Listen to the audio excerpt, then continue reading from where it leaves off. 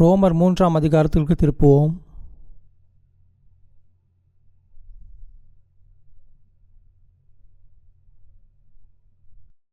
ஏற்பாட்டில் ரோமர் 3ஆம் அதிகாரம்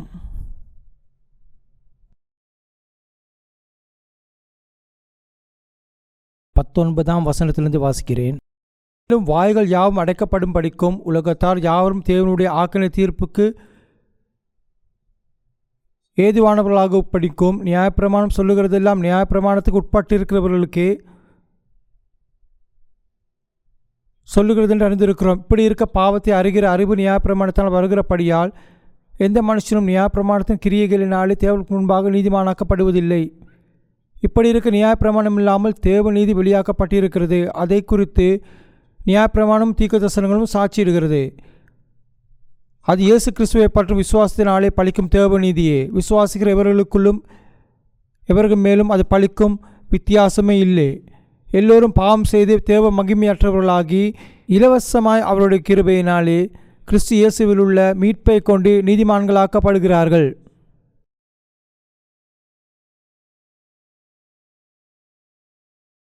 இந்த பந்தியை நீங்கள் பார்த்தால் முதலில் புரிந்து கொள்வது சற்று கடினமாக இருக்கலாம் என்று நினைக்கிறேன்.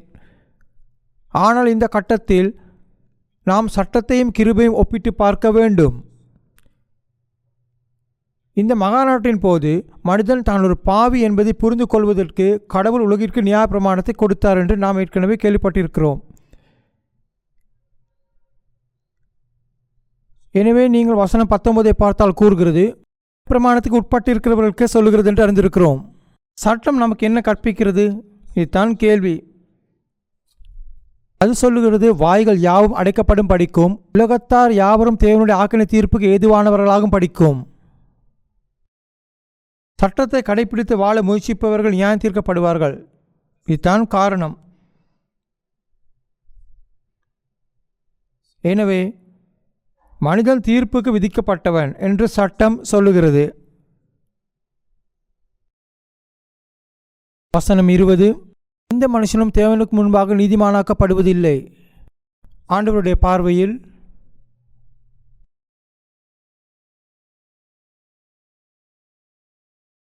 ஆண்டவருக்கு முன்பாக நாம் நீதிமான்களாக ஒப்புக்கொள்ளாவிட்டால்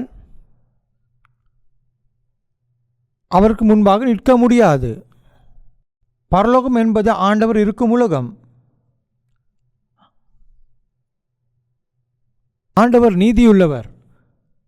ஆண்டவர் பரிசுத்தமானவர்.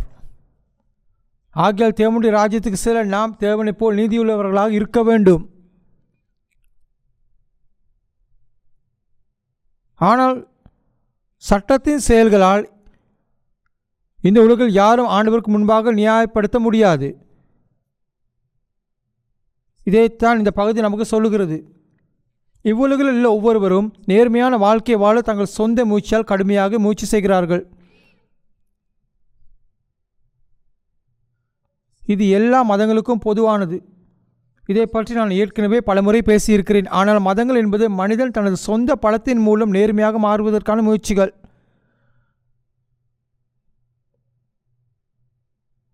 மதம் அப்படித்தான். ஆனால் அது முற்றிலும் சாத்தியமற்றது. 21ஆம் வசனத்தில் கூறுகிறது, நியாயப்பிரமாணம் இல்லாமல் தேவ நீதி வெளியாக்கப்பட்டிருக்கிறது. இங்கே என்ன சொல்லுகிறது? ஆண்டவர் நீதியுள்ளவர். அவருடைய நீதி வெளிப்படுத்தப்பட்டிருக்கிறது. தேவனால் வெளியாக்கப்பட்ட தேவ நீதியை மனிதன் பெற்றுக்கொள்ள வேண்டும். தேவன் நீதியுள்ளவராய் இருப்பது போல நீதிமான்களாகி தேவனுடைய ராஜ்யத்தில் பிரவேசிக்க வேண்டும். இங்கே நீங்கள் படித்தால் 21ஆம் வசனம், இப்படி இருக்க நியாயப்பிரமாணம் இல்லாமல் தேவநீதி வெளியாக்கப்பட்டிருக்கிறது. அதை குறித்து நியாயப்பிரமாணம் தீர்க்கதரிசனங்களும் சாட்சியிடுகிறது. 21ஆம் வசனத்தை வாசிக்கும் போதும் யோசித்துக் கொண்டிருக்கும் போதும் ரட்சிக்கப்பட்டேன்.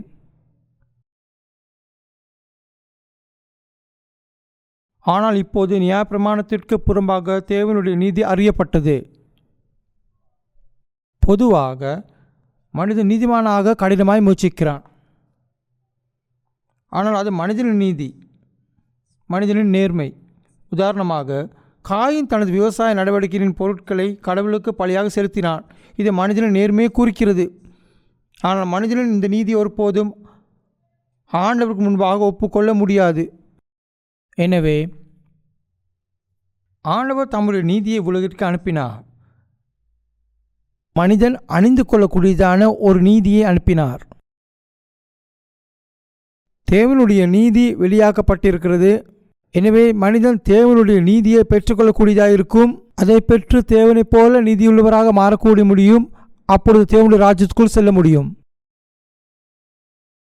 கடந்த முறை இயேசு சிலுவையில் இரத்தம் சிந்தப்பட்டு இருந்தபோது அவருடைய இரத்தத்தின் மூலம் நமது பாவங்கள் அனைத்தும் மன்னிக்கப்பட்டன. மேலும் அவர் நம்முடைய பாவங்களுக்கான விலையை செலுத்தினார். இதைத்தான் நாம் நினைத்து கொண்டிருந்தோம். அந்த விடயம் மிகவும் உண்மையானது. இயேசு தம்முடைய இரத்தத்தை சிந்தி நம்முடைய பாவங்களை துடைத்ததிலிருந்து நாம் நீதிமான்களாக ஆனோம். ஆனால் இதை பற்றி கொஞ்சம் விரிவாக சிந்திக்க வேண்டும் என்று நினைக்கிறேன். 22ஆம் வசனம். இந்த தேவநீதி விசுவாசிக்கிற எவர்களுக்குள்ளும் எவர்கள் மேலும் அது பலிக்கும் வித்தியாசமே இல்லை. ஆண்டவர் நீதி இயேசுவை விசுவாசிப்பதன் மூலம் விசுவாசிகளுக்கு வருகிறது. மக்கள் இயேசுவை நம்பும் போது ஆண்டவர் நீதி அவர்களுக்குள் வருகிறது. எனவே ஆண்டவர் நீதியுள்ளவராகவும் ஆண்டவருக்கு முன்பாக நிற்கக்கூடியவராகவும் இருப்பதால் மனிதன் நீதியுள்ளவனாக ஒப்புக்கொள்ளப்படுகிறான். 24ஆம் வசனம் கூறுகிறது, இலவசமாய் அவருடைய கிருபையினாலே கிறிஸ்து இயேசுவில் உள்ள மீட்பை கொண்டு நீதிமான்களாக்கப்படுகிறோம். கிருபை என்பது இலவசமாக வழங்கப்படும் ஒன்று. அவருடைய கிருபையால் அனைவரும் சுதந்திரமாக நியாயத்தீர்க்கப்படுகிறார்கள். அது கூறும்போது கடவுளின் கிருபையால் நாம் இப்பொழுது நீதிமான்களாக ஒப்புக்கொள்ளப்பட்டுள்ளோம் என்று அர்த்தம். இப்போது ரோமர் 10ஆம் அதிகாரத்துக்கு திருப்புவோம்.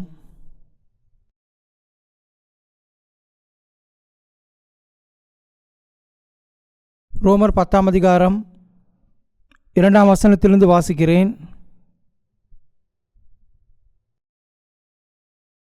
தேவனை பற்றி அவர்களுக்கு வைராக்கியம் உண்டு என்று அவர்களை குறித்து சாட்சி சொல்லுகிறேன். ஆகிலும் அது அறிவிக்கேற்ற வைராக்கியம் அல்ல. எப்படி என்றால், அவர்கள் தேவநீதியை அறியாமல் தங்கள் சுயநீதியை நிலைநிறுத்த தேடுகிறபடியால் தேவநீதிக்கு கீழ்ப்படியாதிருக்கிறார்கள். விசுவாசிக்கிற எவருக்கும் தேவநீதி உண்டாகும்படியாக கிறிஸ்து நியாயப்பிரமாணத்தின் முடிவாயிருக்கிறார். இங்கு என்ன சொல்கிறது என்று பாருங்கள். 2 வகையான நீதிகள் உள்ளன. வசனம் 3இல், எப்படியெனில் அவர்கள் தேவநீதியை அறியாமல் தங்கள் சுயநீதியை நிலைநிறுத்த தேடுகிறபடியால். எனவே இந்த 2 வகையான நீதிகள் உள்ளன. அவற்றின் சொந்த நீதி மற்றும் கடவுளின் நீதி. அவர்களின் சொந்த நீதி என்ன?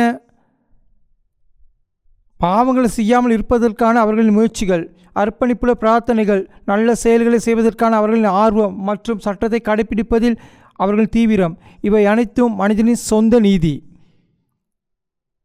மக்கள் இந்த மிகுந்த வைராக்கியத்தை கொண்டிருந்தாலும் ஆண்டவரின் நீதியை அறியாமல் இவை அனைத்தும் முற்றிலும் பயனற்றவை. ஆண்டவர் இதை அங்கீகரிப்பதில்லை. இதன் விளைவாக மக்கள் இப்பொழுது இயேசுவை நம்புகிறார்கள். ஆனால் அவர்கள் ஒரு மத வழியில் அவரை நம்புகிறார்கள். இயேசுவை நம்பும் ஏராள மக்கள் இருப்பதாக தெரிகிறது. ஆனால் அவர்கள் தங்கள் சொந்த நீதியை, தங்கள் சொந்த வைராக்கியத்தையும் காட்ட முயற்சிக்கிறார்கள். ஆனால் பிற்காலத்தில் அப்படிப்பட்டவர்கள் ஆண்டவருக்கு முன்பாக நிற்க முடியாது. ஏனென்றால் கடவுள் மனிதன் நீதியை அங்கீகரிக்கவில்லை. எனவே மறுநாள் மத்தேயு 7ஆம் அதிகாரத்தில், உன் பெயரில் நாங்கள் தீர்க்க தரிசனம் சொல்லவில்லையா என்று மக்கள் சொல்லுவார்கள் என்று வாசிக்கிறோம். அது அவர்கள் சொந்த தர்மம், பேய்களை விரட்டவில்லையா? அவர்கள் சொந்த நீதியும் கூட. அவர்கள் பெயரில் நாங்கள் அற்புதங்களை செய்யவில்லையா? ஆனால் அதுவும் அவர்கள் சொந்த நீதி. அந்நாளில் இயேசு அவர்களை நோக்கி, நான் உங்களை ஒரு காலமும் அறியவில்லை, அக்கிரம செய்கைக்காரரை என்னை விட்டு அகன்று போங்கள். இதுதான் இயேசு சொன்னது. மக்கள் தங்கள் சொந்த நீதியை பற்றி பேசுகிறார்கள். மேலும் மத்தேயு 7ஆம் அதிகாரம் 24ஆம் வசனத்தை பார்த்தால், ஆகையால் நான் சொல்லி இந்த வார்த்தைகளை கேட்டு இவைகளின்படி செய்கிறவன் இவனோ அவன் கண்மலையின் மேல் தன் வீட்டை கட்டின புத்தியுள்ள மனுஷனுக்கு ஒப்பிடுவேன். நான் சொல்லி இந்த வார்த்தைகளை கேட்டு இவைகளின்படி செய்யாதிருக்கிறவன் எவனோ அவன் தன் வீட்டை மலையின் மேல் கட்டின புத்தியில்லாத மனுஷனுக்கு ஒப்பிடுவேன். இது என்ன மணல்? மக்கள் தங்கள் சொந்த நீதியின் அடிப்படையில் ஒரு வீட்டை கட்டுகிறார்கள். அவர்கள் சொல்லுகிறார்கள், நான் தேவாலயத்துக்கு காணை செலுத்தினேன், அதிகாலை ஜெபத்திற்கு தவறாமல் சென்றேன், இரவு முழுதும் பிரார்த்தனையில் கலந்து கொண்டேன், காரண பணியில் ஈடுபட்டேன், ஒரு போதகராக இருந்தேன், இன்னும் பல. இவை அனைத்தும் மணல் துகள்கள் போன்றவை. ஆண்டவரின் பார்வையில் அவர்கள் மணல் துகள்கள் போன்றவர்கள். இவற்றையெல்லாம் அவர்கள் சேகரிக்கிறார்கள். இந்த அனைத்தையும் சேகரித்து அதன் மீது ஒரு வீட்டை கட்டுகிறார்கள். அவர்கள் அந்த மணலில் ஒரு வீட்டை கட்டுகிறார்கள். ஆனால் காற்று வீசும்போது, மழை வரும்போது இந்த வீடு இடிந்து விழுகிறது, அது கீழே விழுகிறது. மணல் சேகரித்து அதன் மேல் வீடு கட்டி கொண்டு இருக்கிறார்கள். எனவே இங்கே ரோமர் 10ஆம் அதிகாரத்திலிருந்து இன்னொரு முறை படிப்போம். வசனம் 3. எப்படி என்றால் அவர்கள் தேவநீதியை அறியாமல் தங்கள் சுயநீதியை நிலைநிறுத்த தேடுகிறபடியால் தேவநீதிக்கு கீழ்ப்படியாதிருக்கிறார்கள். எனவே இங்கே என்ன சொல்லுகிறது என்று பாருங்கள். ஆண்டவரால் அங்கீகரிக்கப்படுவதற்காக மக்கள் விடாமுயற்சியுடன் இருக்க முயற்சிக்கும் போது அவர்கள் கடவுளின் நீதிக்கு தங்களை கீழ்ப்படுத்துவதில்லை. அவர்கள் கடவுளுக்கு எதிராக கலகம் செய்கிறார்கள். அப்படியானால் கடவுளின் நீதி என்ன? உண்மையாகவே கடவுளின் நீதி என்ன? இது தான் கேள்வி. 1 கொரிந்தியர் 1ஆம் அதிகாரத்துக்கு திருப்புவோம். 30ஆம் வசனம், ரோமர் புஸ்தகத்துக்கு அடுத்ததாக 1 கொரிந்தியர் 1ஆம் அதிகாரம் 30ஆம் வசனம்.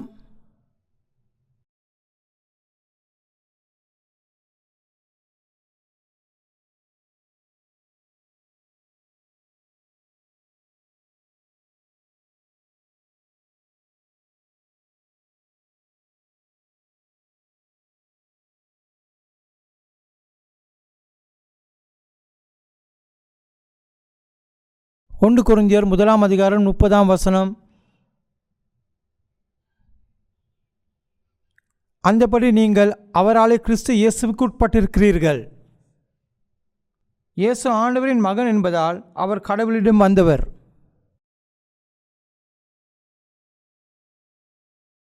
கர்த்தராகிய இயேசு கிறிஸ்து அவராலே தேவனால் நமக்கு ஞானமும் நீதியும் பரிசுத்தமும் மீட்புமானவர்.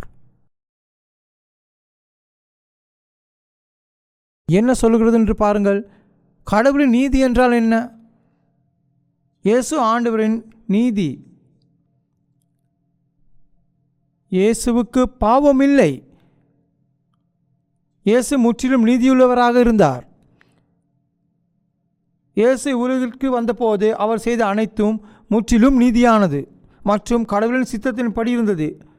ஆனால் அவர் நமக்காக செய்த இந்த வேலை என்ன? அது எனக்காக. ஆகவே இயேசு நமக்காக ஞானமும் நீதியும் மீட்பும் பரிசுத்தமும் ஆனார்.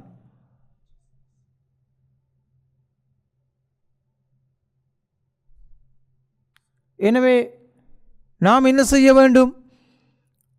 நாம் நீதிமான்களாக இருக்க முடியாது. நாங்கள் பாவிகள். என் இல்லத்தில் அவர் நீதியுள்ளவராய் இருந்தார்.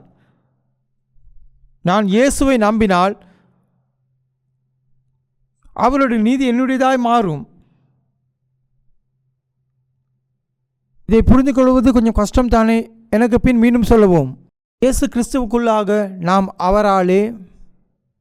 அவரே தேவனால் நமக்கு தேவ ஞானமும் அது எம்முடைய நீதி பரிசுத்தமும் மீட்புமானார். இதே பாருங்கள். நான் என்னை பார்க்கும்போது நான் நீதியுள்ளவன் அல்ல. ஆனால் நான் இயேசுவை பார்த்தால் எந்த பிரச்சனையும் இல்லை. அது ஏன்? ஏனென்றால் இயேசுவில் என் பாவங்கள் அனைத்தும் மறைக்கப்பட்டுள்ளன. என் அநியாயங்கள் அனைத்தும் மூடப்பட்டுள்ளன. இங்கே பார்த்தால் இது தான் ஆண்டவர். ஆண்டவர் இப்போது என்னை பார்க்கும்போது அவர் என்னை நேராக பார்ப்பதில்லை. எனக்குள் பாவம் இருக்கிறது. நான் பாவி. ஆனால் கடவுள் என்னை பார்க்கும்போது அவர் என்னை நேராக பார்த்தால் அவர் ஒரு பாவியை பார்ப்பார். ஒரு பாவி. ஆனால் இப்போது இயேசுவின் மூலமாக என்னை பார்க்கிறார். அவர் இயேசுவின் சிலுவை வழியாக என்னை பார்க்கிறார். அதனால் அவர் என் பாவத்தை பார்க்கவில்லை. நான் பாவி என்பதை அவர் கண்டு கொள்வதில்லை.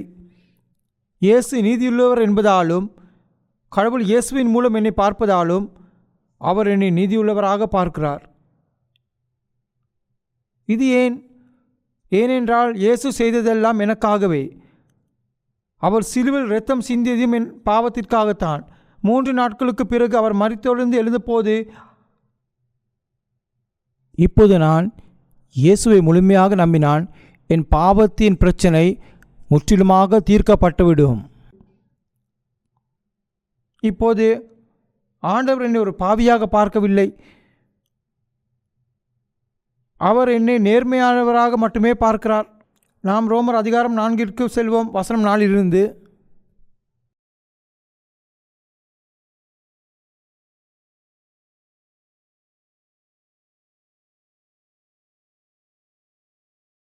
ரோமர் 4 அதிகாரம் 4 வசனத்திலிருந்து வாசிக்கிறேன். ரோமர் 4 அதிகாரம் 4 வசனம்.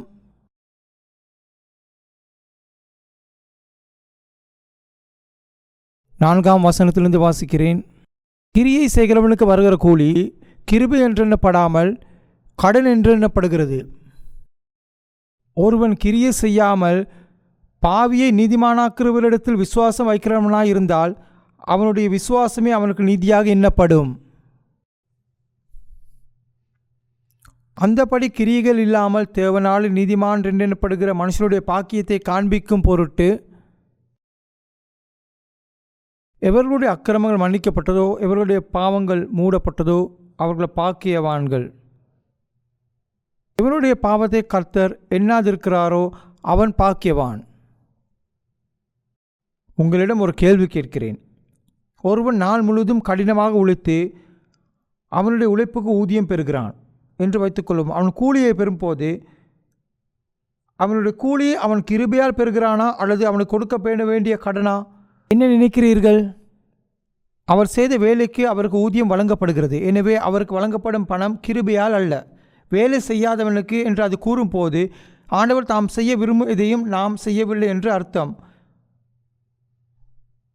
இதற்கு காரணம் நாம் பாவிகள்.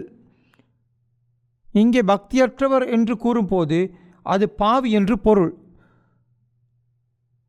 துரோகிகள் ஆண்டவருக்காக எதையும் செய்யவில்லை. ஒரு பாஸ்டராக ஒரு நபர் தனது கடமைகளை சிறப்பாக செய்தாலும் தேவாலயத்திற்கு நிறைய பணம் கொடுத்தாலும் அதிகாலை ஜெபங்களுக்கு தவறாமல் வெளியே சென்றாலும் கடவுளால் அவற்றை அங்கீகரிப்பதில்லை. எனவே நாம் கடவுளுக்கு முன்பாக எதையும் செய்யாத பாவிகளாக இருக்கிறோம். ஆனால் எதையும் செய்யாதவன் ஒரு பாவி என்று கடவுள் கூறுகிறார். ஆனால் அவன் நீதிமான். தான் செய்த பல பாவங்களை பற்றிய மனதுக்குள் ஆழ்ந்த கவலையும் அதற்கு என்ன செய்ய போகிறோமோ என்ற கவலையும் கொண்ட ஒருவன் இனி கவலைப்பட தேவையில்லை. நான் உன்னை நீதிமானாக்கினேன் என்று கடவுள் கூறினார்.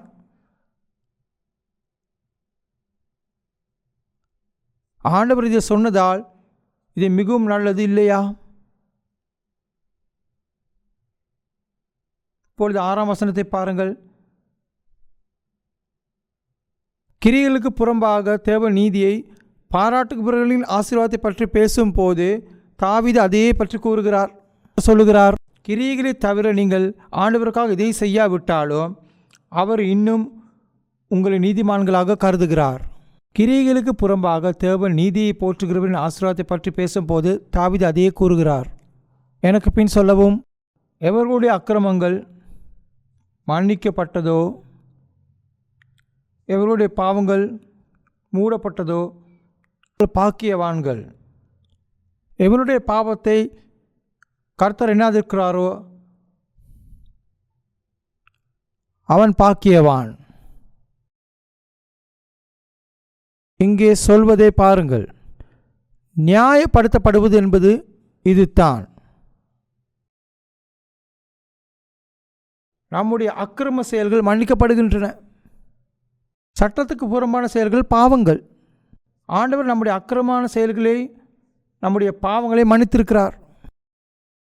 இதுதான் காரணம். பாவங்கள் மன்னிக்கப்பட்ட ஒருவன் நீதிமான். ஒருவன் எந்த பாவம் செய்யாததன் மூலம் நீதிமான் என்று அழைக்கப்படுவதில்லை. அவர்களுடைய அக்கிரமங்கள் பாவங்கள் கடவுள் மன்னித்தவர்களே நீதிமான்கள். இதன் பொருள் இதுதான். அடுத்து கூறுகிறது, எவருடைய அக்கிரமங்கள் மன்னிக்கப்பட்டதோ எவருடைய பாவங்கள் மூடப்பட்டதோ அவர்கள் பாக்கியவான்கள். நீங்கள் ஒரு திரையை போட்டால் அது எதையாவது மறைக்கிறது இல்லையா? இதை பாருங்கள். கீழே உள்ள இந்த நபர் ஒரு பாவி. அவன் பாவம் செய்தான். அவன் கடவுளுக்கு முன்பாக பாவங்களை செய்தான். இது என்ன சொல்லுகிறது? பாவம் என்கிறது. மேலும் இந்த பாவம் எப்படி மறைக்கப்படுகிறது? இயேசு வந்து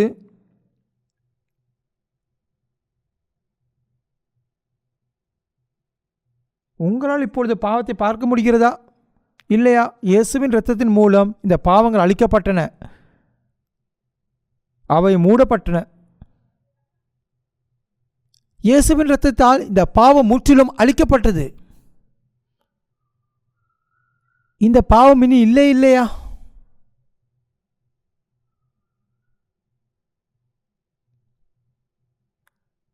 இப்போது தான் பாவம் என்ற வார்த்தை இருந்தது இல்லையா?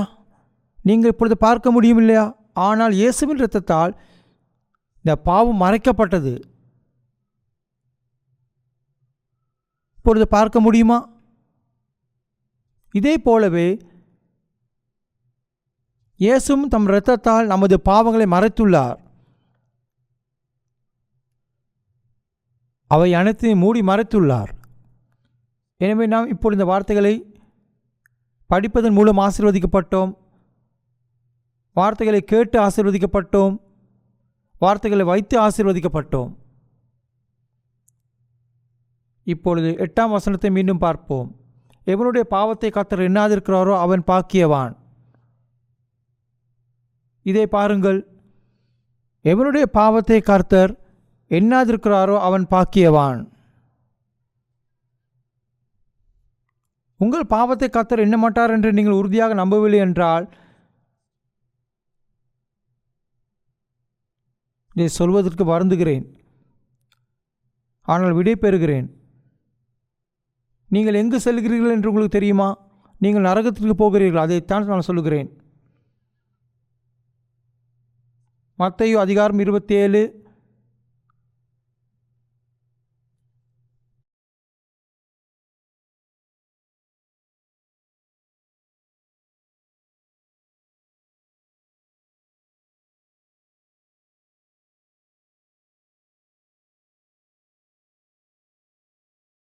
46ஆம் வசனம்.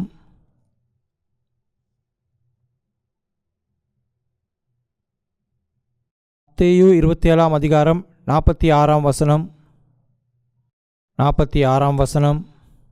9ஆம் மணி நேரத்தில் இயேசு ஏலி ஏலி லாமா சபக்தானி என்று மிகுந்த சத்தமிட்டு கூப்பிட்டார். அதற்கு என் தேவனே என் தேவனே ஏன் என்னை கைவிட்டீர் என்று அர்த்தமாம். இதைத்தான் சிலுவையில் இருப்பதற்கு முன் இயேசு சத்தமாக கூப்பிட்டார், என் தேவனே என் தேவனே ஏன் என்னை கைவிட்டீர். அந்த நேரத்தில் ஆண்டவர் அவரை கைவிட்டது இயேசுவுக்கு பாவம் இருந்ததால் அல்ல.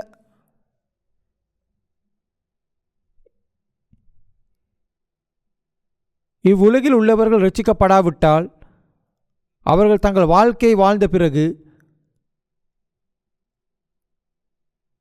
அவர்கள் நரகத்தில் விழும் தருணத்தில் அவர்கள் இப்படித்தான் அழுவார்கள். ஒரு நபர் நரகத்தில் தள்ளப்படும் தருணம் அவர் ஆண்டவரால் நித்தியமாக என்றென்றும் கைவிடப்பட்ட தருணமாகும். இது உண்மையில் பயங்கரமானது இல்லையா?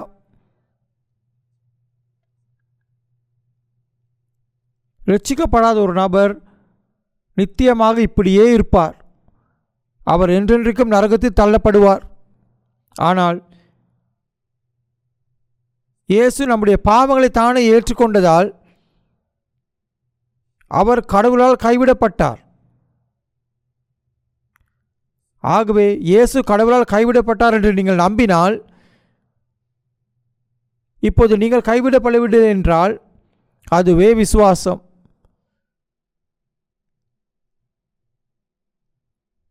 அதுதான் நம்பிக்கை. நாங்கள் நரகத்தில் தள்ளப்பட்டிருந்தால், என் தேவனை என் தேவனை ஏன் என்னை கைவிட்டீர் என்று கதறியிருப்போம். ஆனால் இயேசு இந்த வார்த்தைகள் நம் இடத்தில் அழுதார்.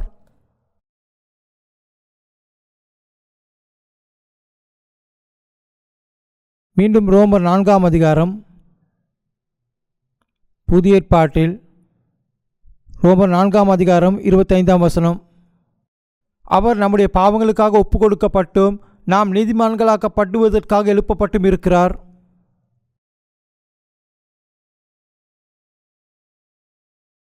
இயேசு நம்முடைய இடத்தில் நம்முடைய பாவங்களை சுமந்ததால் அவர் இறக்கும்படி ஒப்பு கொடுக்கப்பட்டார்.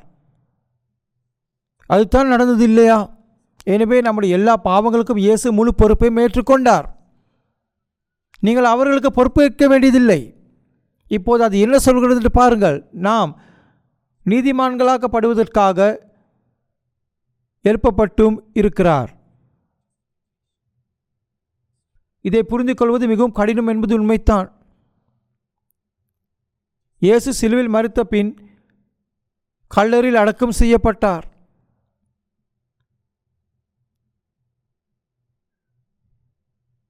இயேசு நம்முடைய பாவங்களை தம் மீது சுமந்து கொண்டு இப்படி அடக்கம் பண்ணப்பட்டார். 3 நாட்களுக்கு பிறகு அவர் மரித்தோரிலிருந்து எழுந்தார்.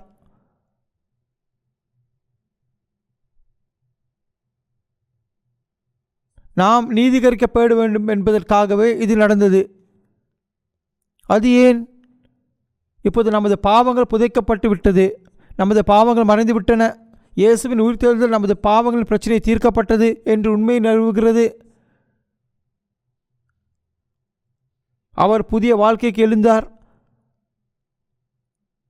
பாவ வாழ்க்கை அல்ல, அவர் ஒரு புதிய வாழ்க்கைக்கு வந்தார். எனவே இந்த புதிய வாழ்க்கை ஒரு நீதியான வாழ்க்கை. இந்த புதிய வாழ்க்கை ஒரு நீதியான வாழ்க்கை. இயேசு என் இடத்தில் இருந்தார்.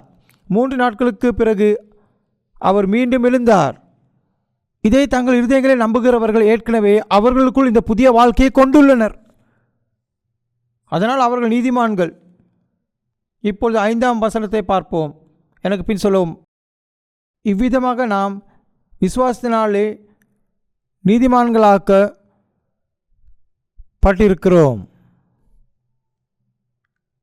இது என்ன சொல்கிறது? நீங்கள் மிகவும் புத்திசாலி. ஆகையால் நாம் விசுவாசத்தினாலே நீதிமான்களாக்கப்பட்டிருக்கிறோம். நாம் நம்பினால், நாம் விசுவாசித்தால் நாம் தானாகவே நீதிமான்களாக்கப்படுகிறோம்.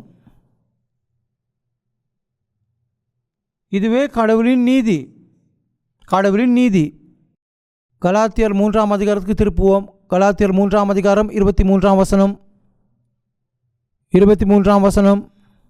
ஆதலால் விசுவாசம் வருகிறதற்கு முன்னே வெளிப்பட போகிற விசுவாசத்திற்கு ஏதுவாக நாம் அடைக்கப்பட்டவர்களாய் நியாயப்பிரமாணத்தின் கீழ் காவல் பண்ணப்பட்டிருந்தோம். விசுவாசம் வருகிறதுக்கு முன்னே என்று அது கூறுவதன் அர்த்தம் என்ன? நீங்கள் ஜபிக்கும் போது ஒரு வெளிப்பாட்டை கொண்டிருப்பதை அது அர்த்தப்படுத்துவதில்லை. வெளிப்பாடு விசுவாசத்தை பற்றி வேதாம் பேசும்போது அது உண்மையாய் உணர்ந்து கொள்ள வேண்டிய விஷயம். வேதாம் ஒரு வெளிப்பாடு. வெளிப்பாட்டின் வார்த்தைகளில் உள்ள உண்மையை நான் என் இதயத்தில் உணர்ந்தால் வெளிப்படுத்தப்பட்ட இந்த நம்பிக்கையை நான் பெறுகிறேன். நீங்கள் ஒன்றை புரிந்து கொள்ள வேண்டும். ஆனால் நல்ல நிலத்தில் விழுந்த விதை வார்த்தையை கேட்டு அதை புரிந்து கொள்பவரை குறிக்கிறது. பாதையில் விதிக்கப்பட்ட விதை வார்த்தையை கேட்டு அது என்ன சொல்கிறது என்பதை புரியாதவர்களை குறிக்கிறது. இது நடந்தால் தீவன் வந்து அதை பறித்து செல்கிறான். வேதத்தின் வார்த்தைகளை நீங்கள் புரிந்து கொள்ள வேண்டும் என்று புரிதலுக்கு வருவது வெளிப்பாட்டின் மூலம் விசுவாசத்தை பெறுவதாகும். விசுவாசம் வரும் வரை மட்டுமே நாம் சட்டத்தின் கீழ் இருக்கிறோம். ஆனால் அதை புரிந்து கொண்டு விசுவாசம் வந்தவுடன் நான் நியாயப்பிரமாணத்தின் கீழ் இருக்க முடியாது. நாங்கள் நியாயப்பிரமாணத்திலிருந்து விடுபட்டுள்ளோம். எல்லோரும் விசுவாச வாழ்க்கை என்பது நியாயப்பிரமாணத்தை கடைப்பிடிக்கும் வாழ்க்கை அல்ல, நியாயப்பிரமாணத்தில் விடுபட்ட வாழ்க்கை அது. நான் இந்த வசனத்தை வாசித்த போது நான் ரட்சிக்கப்பட்டதை உணர்ந்தேன். இப்போது நியாயப்பிரமாணத்துக்கு புறம்பாக தேவனுடைய நீதி அறியப்பட்டது. அதற்கு நியாயப்பிரமாணம் தீர்க்கதரிசிகளும் சாட்சியம் அளிக்கின்றன. ஆனால் இந்த கேள்வி எழுகிறது, நாம் சட்டத்திலிருந்து விடுவிக்கப்பட்டதால் இப்போது நாம் சட்டத்தின் கீழ் இல்லாததால் இப்போது நாம் சாப்பிட்டு கொடுத்து மகிழ்ச்சியாக இருக்க முடியாதா?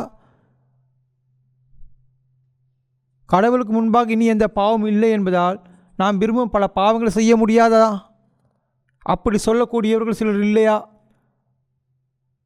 ஆனால் அது சாத்தியமில்லை. அது ஏன்? பரிசுத்த ஆவியின் வழிநடத்துதலால் நாம் வாழ்கிறோம். அதனால் நாம் இஷ்டப்படி பாவங்களை மட்டுமே செய்வதில்லை. அதுதான் ரட்சிப்பு. ஓ, அப்படியா? அதனால் நான் இந்த உண்மையை உணர்ந்தேன். நான் உணர்ந்தது என்னவென்றால், நான் நியாயப்பிரமாணத்திலிருந்து விடுபடலாம். ஆனால் நாம் விரும்பியபடி பாவங்களை செய்ய முடியாது. நான் என்ன வேண்டுமானாலும் செய்ய முடியாது. ஏனென்றால் பரிசுத்த ஆவியானவர் எனக்குள் இருக்கிறார். இதுவே இரட்சிப்பின் வாழ்க்கை என்பது பரிசுத்த ஆவியால் வழிநடத்தப்படும் வாழ்க்கை. இரட்சிக்கப்படாத ஒரு நபர் நியாயப்பிரமாணத்தால் இழுக்கப்படுகிறார். அவர் விரும்பாத விடயங்களை செய்ய வேண்டிய கட்டாயத்தில் இருக்கிறார். இரண்டுக்கும் உள்ள வித்தியாசம் இரவும் பகலும் போன்றது. 25ஆம் வசனத்தில் என்ன சொல்கிறது? நியாயப்பிரமாணம் நம்மை கிறிஸ்துவினிடத்தில் வழிநடத்துகிற உபாத்தியாக இருந்தது.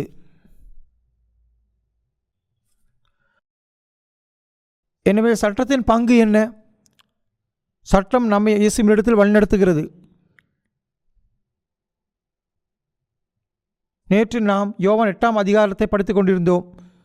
மேலும் 8ஆம் அதிகாரத்தில் விபசாரத்தில் சிக்கிய பெண்ணை பற்றி வாசிக்கிறோம். அவள் ஒரு பாவி. மேலும் அவள் இழுத்து சென்றது யார்? நியாயப்பிரமாணம் அவள் இழுத்து சென்றது. வேத பாரர்களும் பரிசேயர்களும் அவரை நியாயப்பிரமாணத்தை வைத்திருந்தவர்கள் என்னை இயேசுவிடம் இழுத்து சென்றனர். அவர்கள் அவளை இயேசுவின் கொண்டு வந்து இந்த பெண் விபசாரத்தில் சிக்கியிருப்பதாக சொன்னார்கள். மோசேயின் சட்டத்தைப்படி அவள் கல்லெறியப்பட வேண்டும். நியாயப்பிரமாணம் அவளை அழைத்து செல்லும் அளவிற்கு இருந்தது. ஆனால் சட்டம் சொன்னது, நீ ஒரு பாவி, நீ ஒரு பாவி, நீ ஒரு பாவி, நீ ஒரு பயங்கரமான பாவி. சட்டம் பாவியை சுட்டிக்காட்டி அந்த நபரை இயேசுவிடம் இழுக்கிறது. சட்டம் பின்வாங்குகிறது. இயேசு பேசியவுடன் சட்டம் பின்வாங்குகிறது இல்லையா? எனவே சட்டம் நம்மை கிறிஸ்துவிடம் கொண்டு செல்லும் பாதுகாவலர். தாங்கள் பாவிகள் என்று தெரியாதவர்களுக்கு அவர்கள் பாவிகள் என்று சட்டம் கற்பிக்கிறது. ஆனால் அவர்கள் இயேசுவின் முன் கொண்டு வரப்பட்டவுடன் சட்டம் திரும்ப பெறப்படுகிறது. அதைத்தான் இங்கே கூறுகிறது. இன்னொரு முறை படிப்போம். இவ்விதமாக நம் விசுவாசத்தினாலே நீதிமான்களாக்கப்படுவதற்கு நியாயப்பிரமாணம் நம்மை கிறிஸ்துவினிடத்தில் வழிநடத்துகிற உபாத்தியாய் இருந்தது.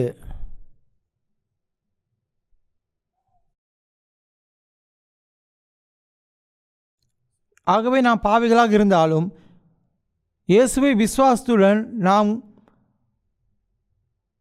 நீதிமான்களாக கருதப்படுகிறோம். நாங்கள் நேற்று இதை படித்தோம். எனவே எங்களிடம் ஒரு கேள்வி கேட்கிறேன். விபசாரத்தில் சிக்கிய பெண்ணை இயேசு தண்டித்தாரா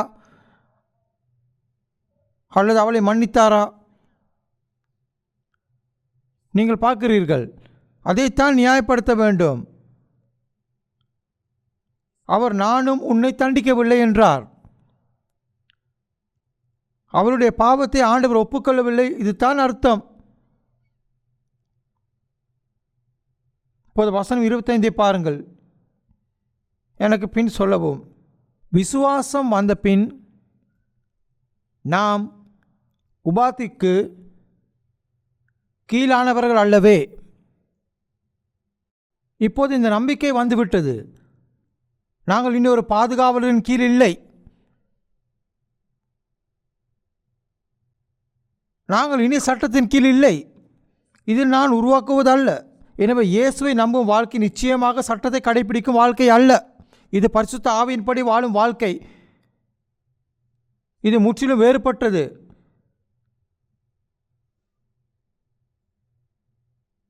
இப்போது அடுத்த வசனம்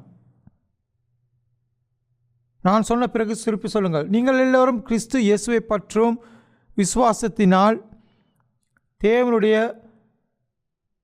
புத்திரராய் இருக்கிறீர்களே. நீங்கள் பார்க்கிறீர்களா? அது கூறுகிறது, நீங்கள் அனைவரும் விசுவாசத்தினால் கடவுளின் பிள்ளைகள். நீங்கள் நம்பினால் நீங்கள் கடவுளின் குழந்தைகளாகிவிட்டீர்கள் என்று அர்த்தம். 27 பாருங்கள். எனக்கு பின் சொல்லவும். ஏனெனில் உங்களில் கிறிஸ்துவுக்குள்ளாக ஞானஸ்தானம் பெற்றவர்கள் எத்தனை பேரோ அத்தனை பேரும் கிறிஸ்துவை தரித்து கொண்டீர்களே. அதனால் நாம் கடவுளின் பிள்ளைகளாகிவிட்டோம். கடவுளின் பிள்ளைகள். நாங்கள் ஒரே மாதிரியான மனிதர்களாக இருந்தாலும் நீங்கள் ஒரு கர்னல் சீருடை அணிந்தால் நீங்கள் ஒரு கர்னலை போல் இருப்பீர்கள். இரண்டாவது லெப்டினன்ட் சீருடை அணிந்தால் நீங்கள் இரண்டாவது லெப்டினன்ட் போல் இருப்பீர்கள். நீங்கள் பாவியாக இருந்தாலும் தேவனுடைய குமாரனை தடுத்து கொள்ளும் போது நீங்கள் தேவனுடைய பிள்ளைகளாகி விடுவீர்கள். எனவே நீங்கள் இதை நம்பும் போது நீங்கள் பரிசுத்த ஆவியினால் ஞானஸ்தானம் பெறுகிறீர்கள். நீங்கள் பரிசுத்த ஆவியினால் ஞானஸ்தானம் பெற்றீர்கள். எனவே நாம் இயேசுவுடன் குழந்தைகளாகிவிட்டோம் என்பதை இது குறிக்கிறது. நாம் இயேசுவை அணிந்துள்ளோம். இதனால் தான் நாம் ஞானஸ்தானம் பெற்றோம். எனவே எபிரேயர் 10ஆம் அதிகாரம்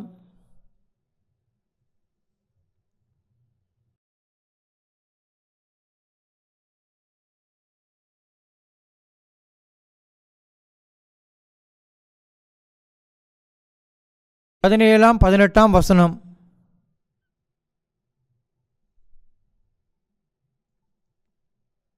பின் சொல்லவும், அவர்களுடைய பாவங்களையும் அவர்களுடைய அக்கிரமங்களையும் நான் இனி நினைப்பதில்லை. இவை மன்னிக்கப்பட்டதுண்டானால் இனி பாவத்தின் நிமித்தம் பழி செலுத்தப்படுவதில்லையே. இங்கே என்ன சொல்கிறது என்று பாருங்கள்.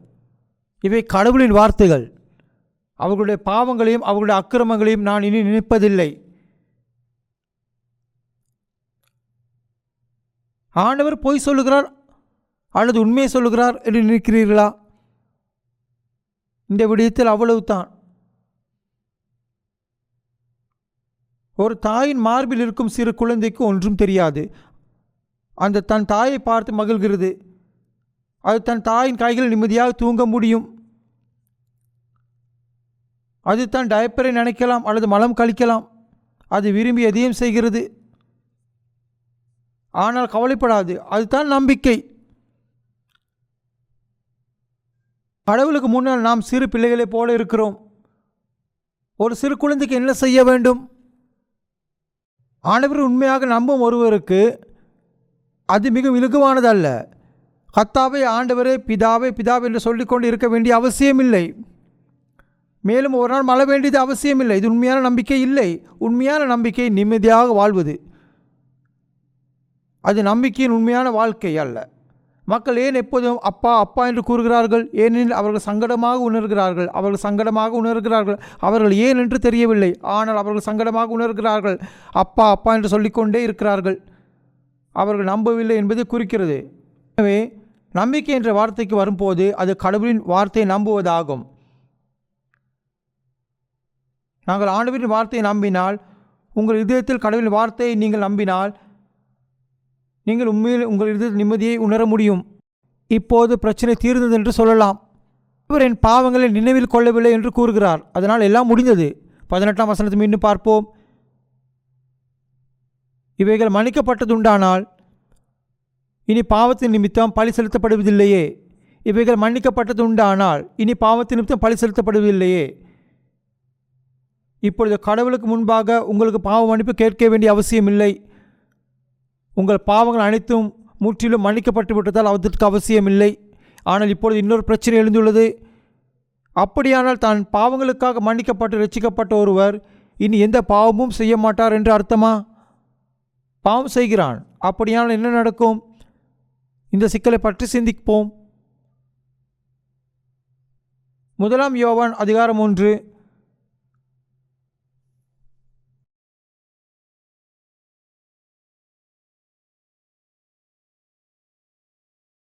முதலாம் அதிகாரம் 9ஆம் வசனம்.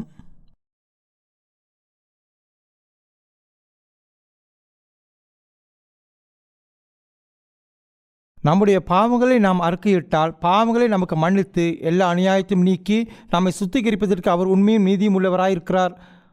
நாம் பாவம் செய்யவில்லை என்போமானால் நாம் அவரை பொய்யராக்குகிறவராயிருப்போம். அவருடைய வார்த்தை நமக்குள் இராது. இங்கே என்ன சொல்லுகிறது என்று பாருங்கள். இந்த வார்த்தைகள் ரட்சிக்கப்பட்ட மக்களுக்கு உரையாற்றப்படுகின்றன. நாம் பாவம் செய்தால் நாம் பாவங்களை ஒப்புக்கொள்ள வேண்டும். நிச்சயமாக உங்கள் கண்களில் கண்ணீர் வந்தால் நீங்கள் அழுவீர்கள். ஆனால் உங்கள் பாவங்களை மன்னிப்பதாக அறிக்கை செய்வதற்கு கெஞ்சுவதற்கும் வித்தியாசம் உள்ளது. நீங்கள் எளிமையாக நேர்மையாக கடவுளுக்கு முன்பாக உங்கள் பாவங்களை ஒப்புக்கொண்டால் ஆண்டவர் மன்னிப்பார். நிச்சயமாக இந்த பாவங்களுக்காக நீங்கள் ஏற்கனவே மன்னிக்கப்பட்டிருக்கிறீர்கள். ஒரு நிமிடம் இதை பற்றி யோசிப்போம். இப்பொழுது அதிகாரம் 2:1 பார்ப்போம். என் பிள்ளைகளே, நீங்கள் பாவம் செய்யாதபடிக்கு இவைகளை உங்களுக்கு எழுதுகிறேன். ஒருவன் பாவம் செய்வானானால் நீதிபரராய் இருக்கிற இயேசு கிறிஸ்து நமக்காக பிதாவினிடத்தில் பரிந்து பேசுகிறவராய் இருக்கிறார். என் பிள்ளைகளே என்றால் ரட்சிக்கப்பட்ட மக்கள் என்று பொருள். ரட்சிக்கப்பட்ட மக்களாகிய நாம் இந்த கடிதத்தை படிக்கும்போது முடிந்தால் பாவம் செய்ய வேண்டாம் என்று கேட்டுக்கொள்கிறோம். நீ பாவம் செய்யாதபடிக்கு இதை உனக்கு எழுதுகிறேன். ஆனால் நாம் பாவம் செய்யாமல் இருப்பது சாத்தியமில்லை. ஆகவே யாராவது பாவம் செய்தால், ரட்சிக்கப்பட்ட எவரேனும் பாவம் செய்தால், நமக்கு பிதாவிடம் பரிந்து பேசுகிற ஒருவர் இருக்கிறார். அவர் நீதியுள்ளவராக இயேசு கிறிஸ்து. எனவே ரட்சிப்புக்கு பிறகு நாம் செய்யும் பாவங்களுக்காக ஆண்டவர் இப்போதும் கூட மகா பரிசுத்த ஸ்தலத்தில் பிரதான ஆசாரியராக பழி செலுத்துகிறார். இப்போதும் இயேசு நான் செய்த பாவங்களுக்காக கடவுளுக்கு முன்பாக சார்பாக பேசுகிறார். என் பாவங்களுக்காக நாம் நியாயம் தீர்க்கப்படுவோம் அல்லது நரகத்துக்கு செல்ல வேண்டும் என்று அர்த்தப்படுவதில்லை. அது அப்படியல்ல. நாம் ரட்சிக்கப்பட்ட பிறகு பரிசுத்த ஆவியால் வழிநடத்தப்பட்ட நம் வாழ்க்கை வாழ்ந்தாலும் நம் மாம்சத்தின் பாவத்தின் தன்மை இன்னும் இருப்பதால் நாம் பாவங்களை செய்கிறோம். ஆனால் நாம் மீண்டும் பாவம் செய்தாலும் அந்த பாவங்களால் நம் மனசாட்சி கலங்குகிறது. ஆனால் இப்பொழுது கர்த்தர் தேவனுக்கு முன்பாக தம்முடைய பரிந்து பேசுகிறவராக இருப்பதால் அந்த பாவங்கள் நம்மை அழிவுக்கோ நியாய தீர்ப்போ கொண்டு போவதில்லை. ஆனால் நாம் எதிர்கொள்ள வேண்டியது ஒன்று இருக்கிறது. 1 கொரிந்தியர் 11 செல்வோம்.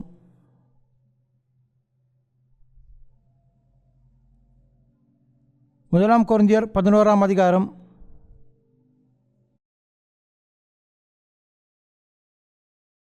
நான் 30 வாசிக்கிறேன். 30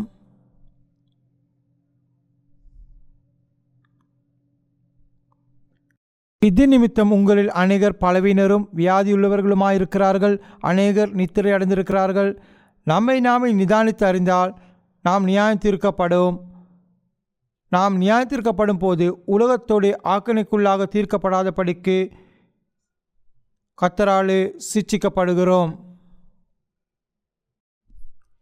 இங்கே என்ன சொல்லுகிறது என்று பாருங்கள். வசனம் 32 பற்றி முதலில் சிந்திப்போம். அது கூறுகிறது, நாம் இறுதியாக உலகத்துடன் நியாயம் தீர்க்க செய்யப்பட மாட்டோம். நாம் உலகத்துடன் நியாயம் தீர்க்கப்பட்டால் நாம் நரகத்திற்கு செல்கிறோம். அதுதான் தீர்ப்பு. ஆனால் அது கூறுகிறது நாம் ஒழுக்கமாக இருக்கிறோம். ஒரு மகன் தன் தந்தைக்கு எதிராக ஏதாவது தவறு செய்தால் தந்தை மகனை அடிக்கலாம். அவனுடைய பாவத்தை அவனுக்கு உணர்த்த வேண்டும். அது தான் ஒழுக்கம். ஒழுக்கமாக இருப்பது என்பது நரகத்திற்கு அனுப்பப்படுவதை அர்த்தப்படுத்துவதில்லை. ஆனால் உடலளவில் உங்களை பாதிக்கும் ஏதாவது இருக்கலாம். அது மிக தெளிவாக சொல்கிறது இல்லையா? நான் சொன்ன பிறகு திருப்பி சொல். நாம் நியாயம் தீர்க்கப்படும் போது உலகத்தோடு ஆக்கினைக்குள்ளாக தீர்க்கப்படாதபடிக்கு கர்த்தரால் சிட்சிக்கப்படுகிறோம். உலகம் கண்டிக்கப்படும் என்று சொன்னால் உலகம் நியாயம் தீர்க்கப்பட்டு நரகத்திற்கு அனுப்பப்படும் என்று அர்த்தம். இரட்சிக்கப்படாத மக்கள் அவ்வளவுதான். ஆனால் நாம் இரட்சிக்கப்பட்டதால் நாம் உலகத்தோடு கண்டிக்கப்பட மாட்டோம். ஆனால் நாம் இரட்சிக்கப்பட்ட பிறகு நாம் செய்யும் பாவங்கள் மாம்சத்தினால் செய்யப்படுகின்றன. அப்படியானால் நாம் மாம்சம் ஒழுங்குபடுத்தப்பட வேண்டும். இதன் ஒழுக்கம் என்ன? உங்களில் அநேகர் பலவீனராக இருக்கிறார்கள். பலவீனமாகி வியாதிப்படுகிறார்கள்.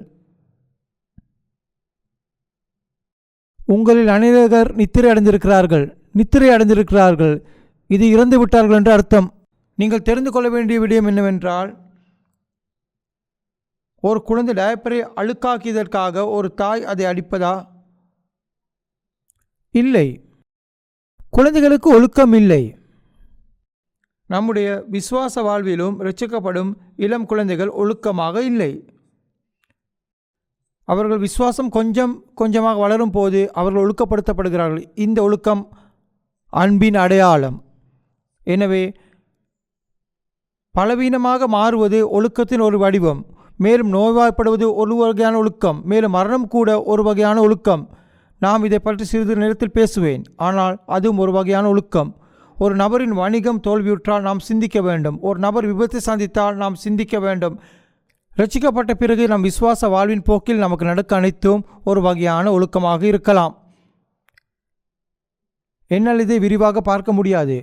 ஆனால் சில சமயங்களில் நாம் பாவம் செய்யாவிட்டாலும் ஒழுக்கமாக இருக்கிறோம். அந்த மாதிரியான ஒழுக்க சீர்கேடு இருக்கிறது.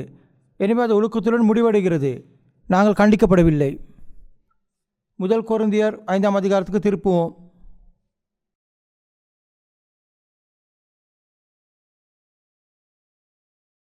1 கொரிந்தியர் 5ஆம் அதிகாரம் 1 கொரிந்தியர் 5ஆம் அதிகாரம் 1ஆம் வசனம். உங்களுக்குள்ளே விபசாரம் உண்டென்று பிரசித்தமாய் சொல்லப்படுகிறது. ஒருவன் தன் தகப்பனுடைய மனைவியை வைத்து கொண்டிருக்கிறானே, அது அஞ்ஞானிகளுக்குள்ளும் சொல்லப்படாத விபசாரமாக இருக்கிறதே. உங்களுக்குள்ளே என்று அது கூறும்போது இது கொரிந்தியில் உள்ள தேவாலயத்தில் உள்ள விசுவாசிகளிடையே உள்ளது. கொரிந்திய தேவாலயத்தில் உள்ள விசுவாசிகளை பற்றி வேதம் பேசும்போது ரட்சிக்கப்பட்ட மக்கள் என்று அர்த்தம். ரட்சிக்கப்பட்ட மக்கள் இருந்தனர், ஆனால் இன்னும் அவர்கள் பாலியல் ஒழுக்கேட்டில் ஈடுபட்டுள்ளனர். மேலும் இது என்ன வகையான பாலியல் ஒழுக்கேடு? இது ஒரு நபரின் தந்தையின் மனைவியை பற்றி பேசுவதால் அவரது மாற்றான் தாய் என்று பொருள். இதனால் அந்த நபர் தனது சொந்த மாற்றான் தாயை பாலியல் பாவம் செய்தார். கொரிந்து கிரேக்கத்தில் உள்ளது. கொரிந்திய தேவாலயத்தில் விசுவாசிகள் மத்தியில் இந்த ரட்சிக்கப்பட்ட நபர் இது ஒரு பெரிய கவலைக்குரிய விடயமாக நினைக்கவில்லை. அதனால் இந்த மனிதன் தன் தந்தையின் மனைவியை வைத்திருந்த பாவத்தை செய்தான். ஆனால் இது மிகவும் பயங்கரமான பாவம். மேலும் இந்த நபருக்கு என்ன ஆனது? வசனம் 5 பாருங்கள். மாம்சத்தின் அழிவுக்காக அவனை சாத்தானுக்கு ஒப்புக் கொடுக்க வேண்டும் என்று தீர்ப்பு செய்கிறேன். நாம் ரட்சிக்கப்பட்ட தருணத்திலிருந்து நாம் கடவுளின் பாதுகாப்பில் இருக்கிறோம். நாம் ஆண்டவரின் முழுமையான பாதுகாப்பில் இருக்கிறோம். ஆனால் நாம் ஒருபோதும் அவருக்கு செவி சாய்க்காமல் நாம் விருப்பப்படி செய்தால் ஆண்டவர் நம்மை கைவிட்டு விடுவார். மேலும் ஒருவர் சாத்தானிடம் ஒப்படைக்கப்பட்டால் அவர் உடனடியாக இருந்து விடுவார். ரட்சிக்கப்படாதவர்கள் அப்படி இருப்பதில்லை. ஆனால் ரட்சிக்கப்பட்ட மக்கள் கைவிடப்பட்டால் அவர்கள் சாத்தானிடம் ஒப்படைக்கப்பட்டவுடன் அவர்கள் இறந்து விடுவார்கள். இங்கே கூறுகிறது, அப்படிப்பட்டவனுடைய ஆவியை கர்த்தராகிய இயேசு கிறிஸ்துவின் நாளில் ரட்சிக்கப்படும்படி மாம்சத்தின் அழிவுக்காக அவனை சாத்தானுக்கு ஒப்புக் கொடுக்க வேண்டும் என்று தீர்ப்பு செய்கிறேன். எனவே ரட்சிக்கப்பட்ட அந்த நபரின் ஆவி கர்த்தர் மீண்டும் வரும்போது மீண்டும் உயிர்ப்பிக்கப்படும். அவர் மாம்சத்தில் உயிர்த்தெழுப்பப்படுவார். எனவே இது ஒரு வகையான ஒழுக்கம். இது மரணத்தில் கூட வழிவகுக்கும். இது பாவத்திற்கான தண்டனை அல்ல. இது ஒரு வகை ஒழுக்கம். ஆகவே நம்முடைய ஆவிகளில் நம்முடைய பாவ மன்னிப்பு என்று வரும்போது அது சரியானது. இது சிறிது காலத்திற்கு பிறகு மறைந்து விடும் ஒன்றல்ல. இது ரத்து செய்யப்பட்டது ஒன்று அல்ல. ஆனால் நாம் பாவம் செய்தால் நாம் ஒழுக்கப்படுத்தப்படுகிறோம். மேலும் மரணத்தை கொண்டு வரக்கூடிய தண்டனை இருக்கிறது. ரட்சிக்கப்பட்ட ஒருவர் தான் ரட்சிக்கப்பட்டதால் தாம் விரும்பியபடி பாவம் செய்து வாழ முடியும் என்று நினைக்கக்கூடாது. எனவே ரட்சிப்புக்கு பிறகு நாம் செய்யும் பாவங்களை பொறுத்தவரை மரணத்தை கூட கொண்டு வரக்கூடிய ஒரு வகையான தீர்ப்பு உள்ளது. ஆனால் நமது ரட்சிப்பு மறைந்து விடவோ அல்லது அழிக்கப்படவோ முடியாது. அது சாத்தியமில்லை. நாம் பெற்ற பாவ மன்னிப்பை ரத்து செய்ய முடியாது. எனவே நாம் பெற்ற ரட்சிப்பு பூர்ணமானது. இது பாவங்களுக்கான பரிபூர்ண மன்னிப்பு.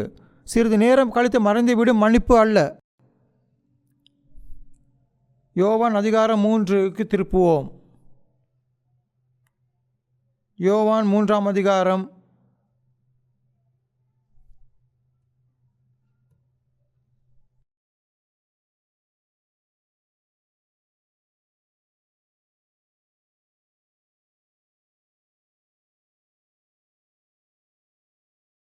6ஆம் வசனம்.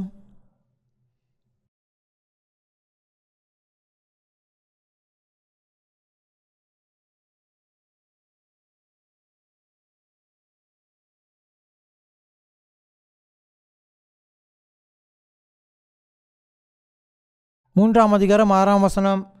மாம்சத்தினால் பிறப்பது மாம்சமாயிருக்கும், ஆவியினால் பிறப்பது ஆவியாயிருக்கும். நாம் மாம்சத்தில் பிறக்கும் போது, அதாவது தாயின் வயிற்றிலிருந்து பிறக்கும் போது, பின்னர் ஆனால் ஆவியானவர் ஆவியை பெற்றெடுக்கிறார் என்ற வார்த்தை உணர்ந்து கொள்வதன் மூலம் அது கூறுகிறது, நாம் மீண்டும் பிறப்பதை பற்றி கூறுகிறது. நீங்கள் மறுபடியும் பிறக்க வேண்டும் என்று நான் உங்களுக்கு சொன்னதை குறித்து அதிசயப்பட வேண்டாம், ஆச்சரியப்பட வேண்டாம், விசித்திரமாக நினைக்க வேண்டாம். நீங்கள் இப்பொழுது இங்கே அமர்ந்திருக்கிறீர்கள், ஆனால் ரட்சிக்கப்படுவது மிகவும் விசித்திரமானது என்று நினைக்கும் மக்கள் உங்களில் இருக்கிறார்கள். இந்த மக்கள் அவர்களை தடுக்கும் ஏதோ ஒன்று உள்ளது. விசித்திரமான மறுபிறப்பு என்று வரும்போது அவர்கள் தங்கள் இருதயங்களில் ஏதோ ஒரு விசித்திரமான உணர்வை எதிர்பார்க்கிறார்கள். வினோதமான ஒன்று நடக்கும் என்று எதிர்பார்க்கிறார்கள். அவர்கள் ஏதோ விசித்திரமான விடயத்துக்காக காத்திருக்கிறார்கள். எனவே இங்கே கூறுகிறது, நீங்கள் மீண்டும் பிறக்க வேண்டும் என்று நான் சொல்வதை கண்டு ஆச்சரியப்பட வேண்டாம். வேறு விதமாக கூறினால், இது விசித்திரமானது ஒன்றல்ல. இது ஒன்றும் விசித்திரமானதில்லை. இங்கு இது என்னத்தை குறிக்கிறது? 8ஆம் வசனம். காற்றானது தனக்கு இஷ்டமான இடத்திலே வீசுகிறது, அதன் சத்தத்தை கேட்கிறாய், ஆகிலும் அது இன்ன இடத்திலிருந்து வருகிறது என்று இன்ன இடத்திற்கு போகிறது என்று உனக்கு தெரியாது. ஆவினால் பிறந்தவனவனோ அப்படியே இருக்கிறான். நாம் பரிசுத்த ஆவியால் மீண்டும் பிறந்தோம். ஆனால் பரிசுத்த ஆவி என்றால் என்ன? பரிசுத்த ஆவி என்றால் என்ன? பரிசுத்த ஆவியானவர் இங்கு காற்றோடு ஒப்பிடப்படுகிறார். நீங்கள் ஒரு அறையில் அமர்ந்திருந்தால் வெளியே காற்றின் சத்தத்தை கேட்கலாம். உங்கள் கண்களால் காற்றை பார்க்க முடியாது. காற்று எங்கிருந்து வந்தது என்று எங்கு செல்கிறது என்பது உங்களுக்கு தெரியாது. நீங்கள் அதன் சத்தத்தை கேட்கிறீர்கள். அது இங்கே கூறுகிறது, ஆவியில் பிறந்த ஒவ்வொருவரும் அப்படித்தான். நாங்கள் பரிசுத்த ஆவியால் பிறக்கும் போது காற்றின் சத்தத்தை நீங்கள் கேட்பது போல பரிசுத்தாவின் சத்தத்தை நாங்கள் கேட்கிறோம். ஆனால் நாம் உண்மையில் உடல் ரீதியாக எதையும் உணர்வதில்லை. அது எங்கிருந்து வருகிறது, எங்கு செல்கிறது என்பது எங்களுக்கு தெரியாது. நாம் இருதயத்தில் எதுவும் நுழைவதை நாம் அறிவதில்லை. அப்படியானால் பரிசுத்தாவின் சத்தம் என்ன? இது வேதாமத்தின் வார்த்தைகள்.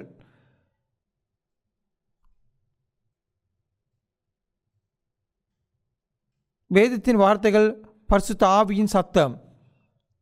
ஏனென்றால் வேதாமத்தின் வார்த்தைகள் பரிசுத்த ஆவியின் மூலம் பதிவு செய்யப்பட்டுள்ளன. எனவே நாம் என்ன செய்ய வேண்டும்? நாம் தேவனுடைய வார்த்தையில் திருப்தி அடைய வேண்டும். ஆண்டவருடைய வார்த்தையில் உங்கள் பாவங்கள் மன்னிக்கப்பட்டதாக கூறினால் நீங்கள் அதை ஏற்றுக்கொள்ள வேண்டும். ஓ, என் பாவங்கள் மன்னிக்கப்பட்டன, அவ்வளவுதான். வசனம் 14 பாருங்கள். சர்ப்பமானது மோசையினால் வனாந்திரத்தில் உயர்த்தப்பட்டது போல மனுஷகுமாரன் தன்னை விசுவாசிக்கிறவன் எவனோ அவன் கெட்டு போகாமல் நித்திய ஜீவனை அடையும்படிக்கு உயர்த்தப்பட வேண்டும். இதன் பொருள் என்ன? எண்ணாகமம் 21ஆம் அதிகாரத்துக்கு திருப்புவோம். ஏற்பாட்டில்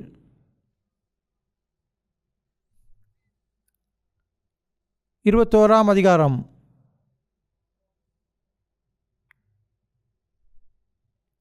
4ஆம் வசனத்திலிருந்து வாசிக்கிறேன்.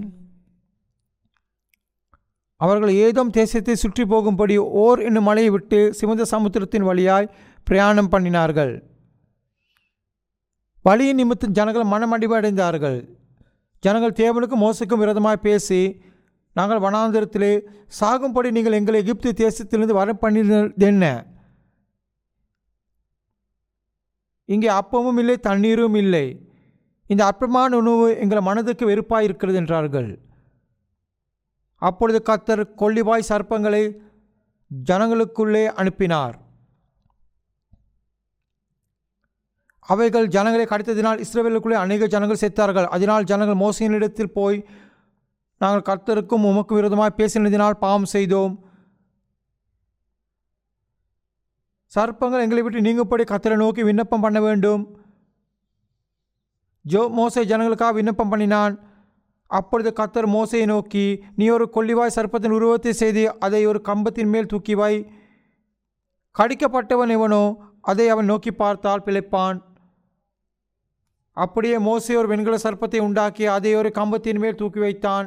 சர்ப்பம் ஒருவனை கடித்த போது அவன் அந்த வெண்கல சர்ப்பத்தை நோக்கி பார்த்து பிழைப்பான்.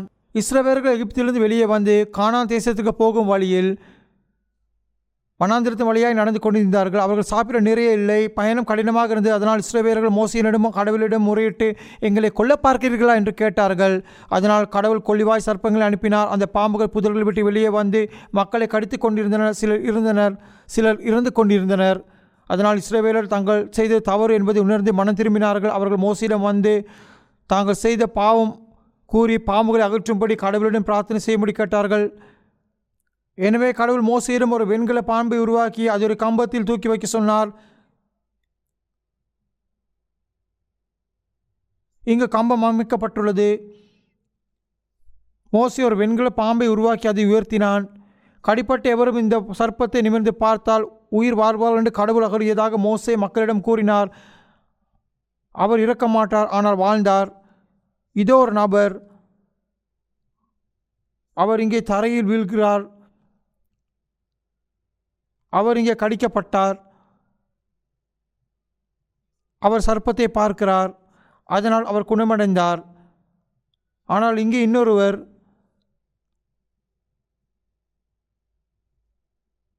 அவர் கேட்கவில்லை. நிமிர்ந்து பார்த்தால் குணமாக்கி விடும் நம்பவில்லை. சர்ப்பத்திலிருந்து மருந்து கொட்டுவதும் இல்லை, அதிலிருந்து வெளிச்சம் வருவதும் இல்லை என்பது அவருக்கு தெரியும். இதனால் நிமிர்ந்து பார்க்க மறுக்கிறார். அவர் தனது காயத்தை மட்டுமே கீழே பார்க்கிறார். அதனால் அவர் இறந்து விடுகிறார். ஆனால் ஏன் நடந்தது? அந்த நபர் பாம்பை நிமிர்ந்து பார்த்தார், ஆனால் அதிலிருந்து வெளிச்சம் வரவில்லை. மேலும் அவரது காயத்தை ஆற்ற அதிலிருந்து எந்த மருந்தும் வரவில்லை. நிமிர்ந்து பார்த்தால் வாழ்வீர்கள் என்று கடவுள் உறுதியாக சொன்னார். ஆனால் அந்த நபர் அந்த வார்த்தைகளை நம்பவில்லை. அவர் மேலே பார்க்கவில்லை. அதனால் அவர் இறந்தார். வெறுமனே மேலே பார்த்து கொண்டு இவரால் எப்படி வாழ்ந்திருக்க முடியும்? இந்த நபர் எப்படி வாழ்ந்தார் என்று தெரியவில்லை.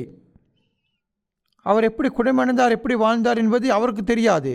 அவனுக்கு ஒன்றுமே தெரியாது. ஆனால் ஆண்டவர் மேலே பார்க்க சொன்னால் மேலே பார்த்தான், சுகமடைந்தான். இதற்கெல்லாம் என்ன அர்த்தம்? இந்த சர்ப்பம் இயேசுவை குறிக்கிறது. இயேசு நம்முடைய எல்லா பாவங்களையும் தன் மீது சுமந்தார். எனவே அவர் சிலுவையில் இருந்தபோது பிசாசின் நீதி அவர் மீது போடப்பட்டது. ஏனென்றால் அவர் நம்முடைய பாவங்கள் அனைத்தையும் தானே ஏற்றுக்கொண்டார்.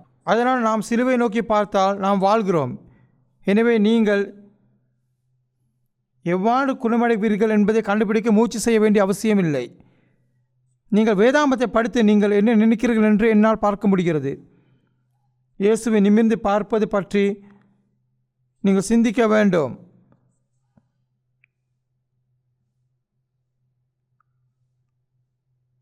ஆனால் நீங்கள் உங்கள் இதயத்தை கீழே பார்க்கிறீர்கள். அங்கே உங்களுக்கு ஏதாவது வரும் என்று எதிர்பார்க்கிறீர்கள். நேற்றும் இன்றும் தொடர்ந்து கேட்டுக்கொண்டிருக்கிறீர்கள். ஆனால் நீங்கள் கேட்டுக்கொண்டிருக்கையில் உங்கள் இதயத்தை பார்த்து கொண்டிருக்கிறீர்கள். உங்களுக்கு ஒருவித திடீர் உணர்வு வரும் என்று எதிர்பார்க்கிறீர்கள். உங்களுக்கு வித்தியாசமானது ஒன்று நடக்கும் என்று எதிர்பார்க்கிறீர். அப்படி ஒருவன் தன்னையே பார்த்து கொண்டிருக்கிறான். நான் சொன்னதை திருப்பி சொல்லுங்கள். இதோ உலகத்தின் பாவத்தை சுமந்து தீர்க்கிற தேவ ஆட்டுக்குட்டி. யார் இந்த தேவ ஆட்டுக்குட்டி? ஆண்டவர் இதை சொன்னதால் அவர் உண்மையில் உலகத்தின் பாவங்களை நீக்கினாரா அல்லது இல்லையா? அப்படியானால் நீங்கள் ஏன் இந்த சொந்த பாவங்களை சுமந்து கூட அதன் விளைவாக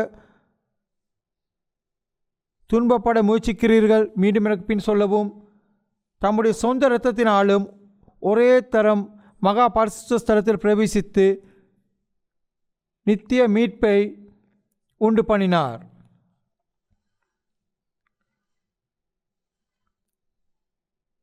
இயேசுவின் இரத்தத்தினாலே நாம் என்றென்று மன்னிக்கப்படுகிறோம் என்று வேதாகம் சொல்கிறதா இல்லையா? இதைத்தான் சொல்லுகிறது.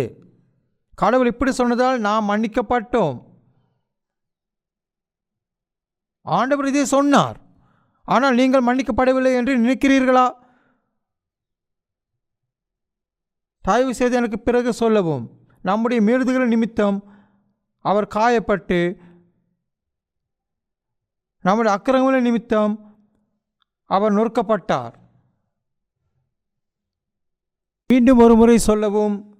என் மீறுதல்களின் நிமித்தம் அவர் காயப்பட்டு, என் அக்கிரமங்களின் நிமித்தம் அவர் நொறுக்கப்பட்டார். அந்த பாவங்கள் எப்படி மறைந்தன என்பதை எம் கண்களால் பார்க்க முடியாது, எங்களுக்கு எதுவும் தெரியாது. ஆனால் அவர் இதை செய்தார் என்று கடவுளின் வார்த்தை கூறுகிறது. அதனால் அது போதுமில்லையா? பின் சொல்லவும், உன் மீறுதல்களை மேகத்தைப் போலவும் உன் பாவங்களை கார்மேகத்தைப் போலவும் அகற்றிவிட்டேன். என்னிடத்தில் திரும்பு, நான் உன்னை மீட்டு கொண்டேன். இந்த வார்த்தைகளைத்தான் நாங்கள் நம்புகிறோம். இந்த நபர் ஆண்டவரின் வார்த்தையை நம்பினார். அவர் சிலுவையை நோக்கி பார்த்து, இயேசுவின் பாவங்களுக்காக சிலுவையில் மரித்தார்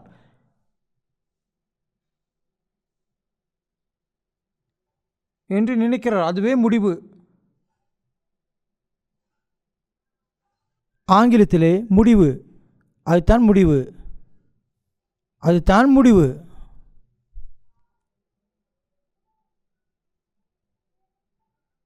யோவான் 3ஆம் அதிகாரத்துக்கு திருப்புவோம்.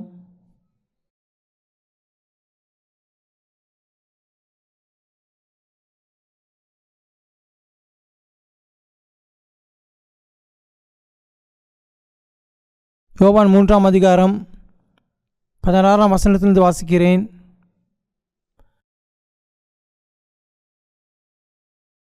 தேவன் தம்முடைய ஒரே பேரான குமாரனை விசுவாசிக்கிறவன் எவனோ அவன் கெட்டுப்போகாமல் நித்திய ஜீவனை அடையும் படிக்கு அவரை தந்தருளி இவ்வளவாய் உலகத்தில் அன்பு கூர்ந்தார்.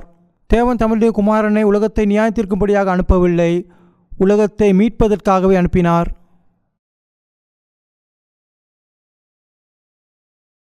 இதை பாருங்கள். இயேசு 2000 ஆண்டுகளுக்கு முன் உலகை தண்டிக்க வரவில்லை, அவர் உலகத்தை காப்பாற்ற வந்தார். இயேசு 2ஆம் முறை வரும்போது நியாயம் தீர்க்க வருவார். ஆனால் 2000 ஆண்டுகளுக்கு முன்பு இயேசு வந்தபோது அவர் காப்பாற்ற வந்தார். அவர் மீண்டும் வரும்போது நம்பாதவர்களின் உலகத்தை நியாயம் தீர்க்க வருவார். ஆக இயேசு இன்னும் 2ஆம் முறை வராததால் 2000 ஆண்டுகளுக்கு முன்பு இயேசு வந்து நம்மை ரட்சித்தார் என்று நம்புகிறோம். அதுவே நாம் பெரும் ரட்சிப்பு. வசனம் 18 பாருங்கள். எனக்கு பிறகு சொல்லவும், அவரை விசுவாசிக்கிறவன் ஆக்கினைக்குள்ளாக தீர்க்கப்படான். நீங்கள் நியாயம் தீர்க்கப்படாவிட்டால் நீங்கள் பரலோகத்திற்கு செல்வீர்களா அல்லது நரகத்துக்கு செல்வீர்களா? நீ சொல்வது உறுதியா? யோவான் 5ஆம் அதிகாரம்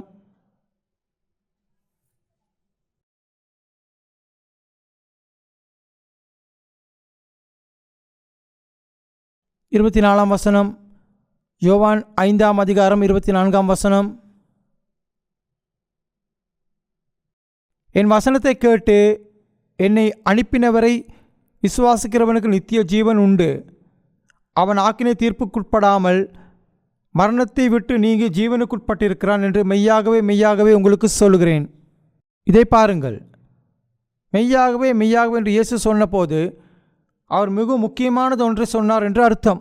நான் உங்களுக்கு சொல்லுகிறேன், யார் என் வார்த்தை கேட்கிறார்களோ, இந்த மகாநாட்டின் போது நாங்கள் கர்த்தருடைய வார்த்தையை கேட்டோம். என்னை அனுப்பினவரை நம்புகிறார். என்னை அனுப்பியவர் இவரே, ஆண்டவர். இயேசுவை உலகிற்கு அனுப்பியவர் பிதாவாகிய ஆண்டவர். பிதாவாகிய தேவன் இயேசுவை உலகிற்கு அனுப்பியது. அவருடைய இரத்தத்தை சிந்தி சிலுவையில் மறிக்கவே 3 நாட்களுக்கு பிறகு அவர் இயேசுவை மரித்தொழிந்து எழுப்பினார். யோவான் 14ஆம் அதிகாரத்தில் இயேசு சொன்னார். அதற்கு இயேசு, நானே வழியும் சத்தியமும் ஜீவனுமாயிருக்கிறேன், என்னை அல்லாமல் ஒருவனும் பிதாவினிடத்தில் வரான். இயேசுவின் வழியாக தவிர ஆண்டவரிடம் செல்ல முடியாது. அவர் மூலமாக பிதாவை காண முடியாது. எனவே நாம் இயேசுவை பார்த்து ஆண்டவரை நம்புகிறோம்.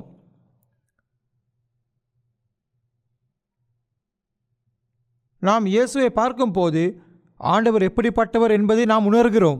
ஆண்டவர் அன்பு எவ்வளவு பெரியது என்பதை உணர்ந்து கொள்கிறோம். ஆண்டவர் நம் பாவங்களை மன்னித்து விட்டார் என்பதை நாம் உணர்ந்து கொள்கிறோம். இந்த உலகத்தை ஆண்டவர் படைத்துள்ளார் என்பதை உணர்ந்து கொள்கிறோம். இதையெல்லாம் நமக்கு எப்படி தெரியும்? இயேசு தண்ணீரின் மேல் நடந்தார்.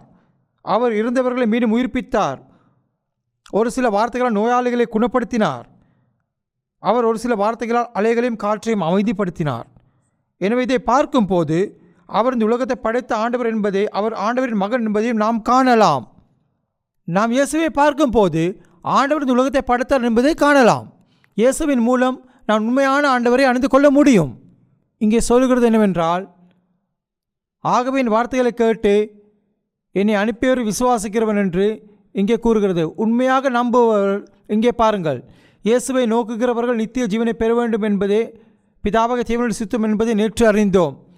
நாம் நித்திய ஜீவனை பெற்றால் அது தேவனுடைய சித்தத்தை செய்கிறது. விசுவாசிக்கிறவனுக்கு நித்திய ஜீவன் உண்டு என்று சொல்லுகிறது.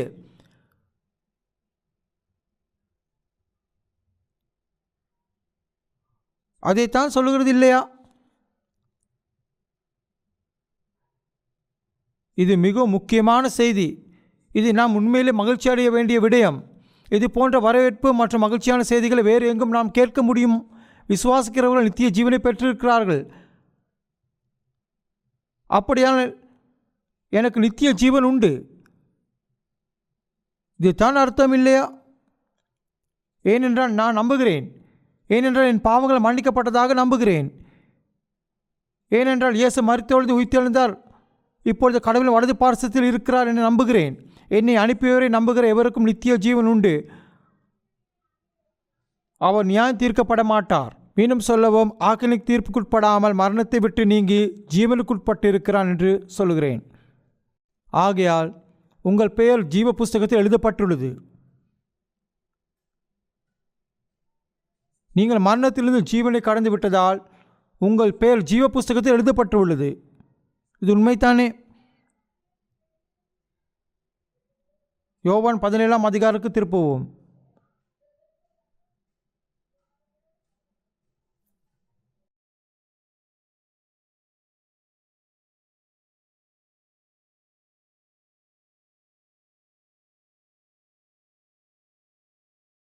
நினைவில் கொள்ளுங்கள், மீண்டும் பிறப்பது ஒன்றும் விசித்திரமானது அல்ல. திருப்பி சொல்லவும், யோவான் 17ஆம் அதிகாரம் 3ஆம் வசனம். ஒன்றான மெய்த்தேவனாகிய உம்மையும் நீர் அனுப்பினவராகிய இயேசு கிறிஸ்துவையும் அறிவதே நித்திய ஜீவன். நீங்கள் ஆண்டவராக இயேசுவை அறிந்திருக்கிறீர்களா? அதுவே நித்திய ஜீவன். இப்போது இதுவே நித்திய ஜீவன். ஒரே மெய் தேவனாகி உம்மையும் நீர் அனுப்பினதாகிய இயேசு கிறிஸ்துவையும் அறிவதே நித்திய ஜீவன். இதுதான் நித்திய ஜீவன்.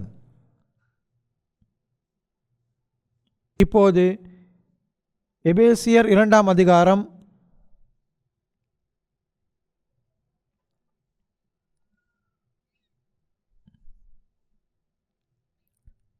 8ஆம்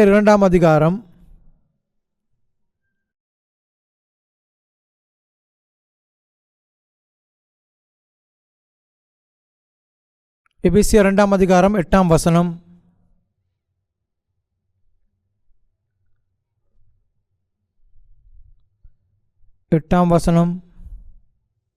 கிருபையினாலே விசுவாசத்தை கொண்டு இரட்சிக்கப்பட்டீர்கள். இது உங்களால் உண்டானதல்ல, இது தேவனுடைய ஈவு. ஒருவரும் பெருமை பாராட்டாதபடிக்கு இது கிரியைகளினால் உண்டானது அல்ல. இரட்சிப்பு செயல்களின் விளைவு அல்ல.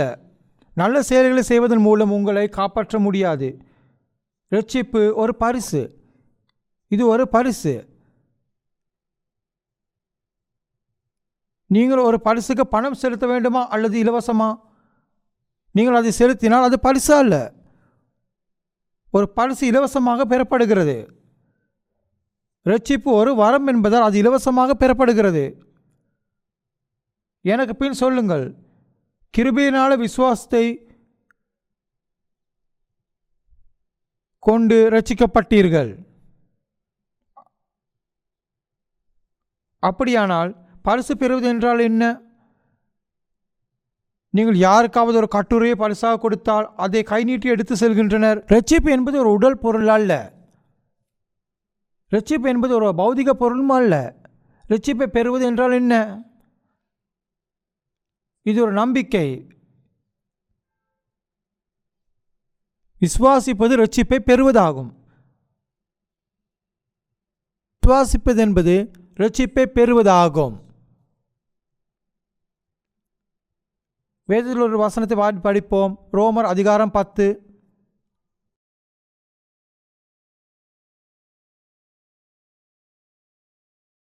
9ஆம் வசனம்.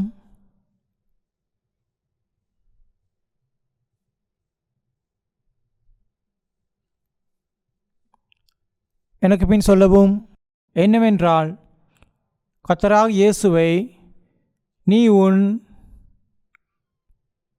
வாயினாலே அறிக்கையிட்டு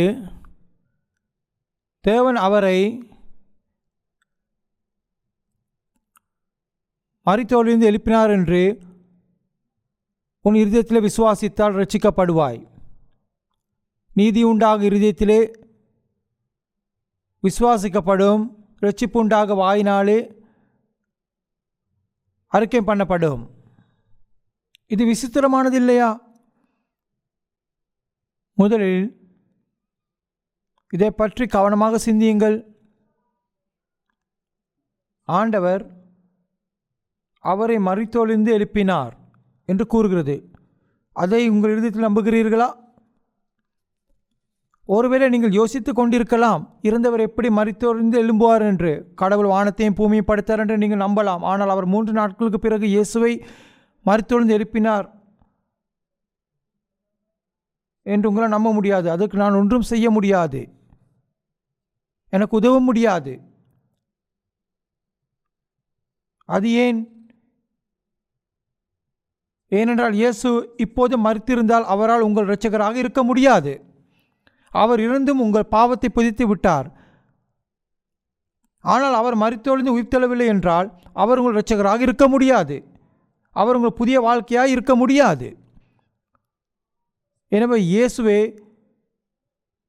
இயேசு மரித்தொழிந்து உயிர்த்தெழுந்து மிகவும் முக்கியமானது. இது ஒரு முக்கியமான விடயம். லூக்கா 24ஆம் அதிகாரத்தில் இயேசு மரித்தோரிலிருந்து உயிர்த்தெழுந்த பிறகு தம்முடைய சீஷர்களுக்கு முன்பாக தோன்றினார். சீஷர்கள் ஆச்சரியப்பட்டு அது பேயாக இருக்கும் என்று நினைத்தார்கள். ஆனால் இயேசு, என் கைகளையும் கால்களையும் தொடவும், என் வலவாவி தொடவும், ஆணிகள் உள்ளே சென்ற இடங்களை தொடவும்,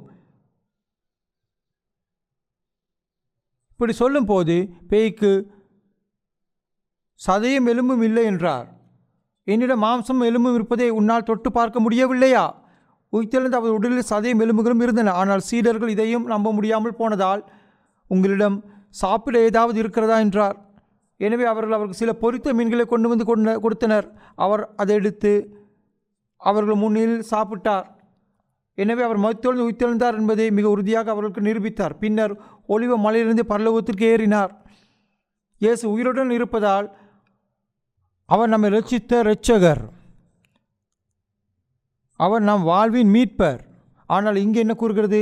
இயேசுவே ஆண்டவர், இறைவன் என்றால் இரட்சகர் என்று வாயால் அறிவித்து, ஆண்டவர் அவரை மரித்தோரிலிருந்து எழுப்பினார் என்று உன் இருதயத்தில் விசுவாசித்தால் நீ இரட்சிக்கப்படுவாய்.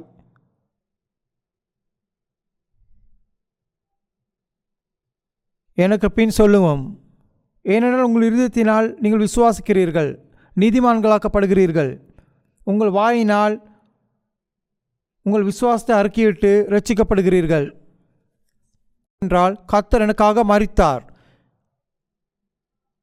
ஆண்டவர் இப்போது உயிருடன் இருக்கிறார், அவரின் இரட்சகர். உன் வாயினால் நீ உன் விசுவாசத்தை அறிக்கையிட்டு இரட்சிக்கப்படுவாய். தயவு செய்து அனைவரும் தலை வணங்குங்கள்.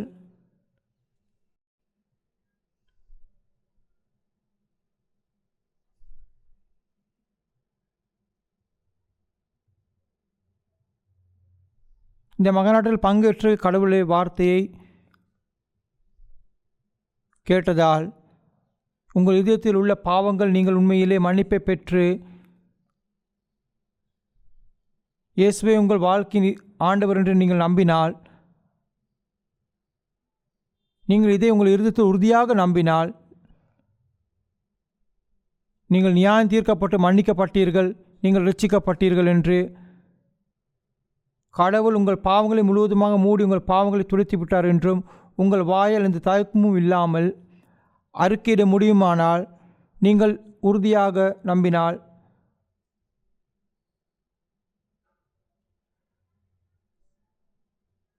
தயவு செய்து உங்கள் கைகளை உயர்த்துங்கள். பிரார்த்தனை செய்வோம்.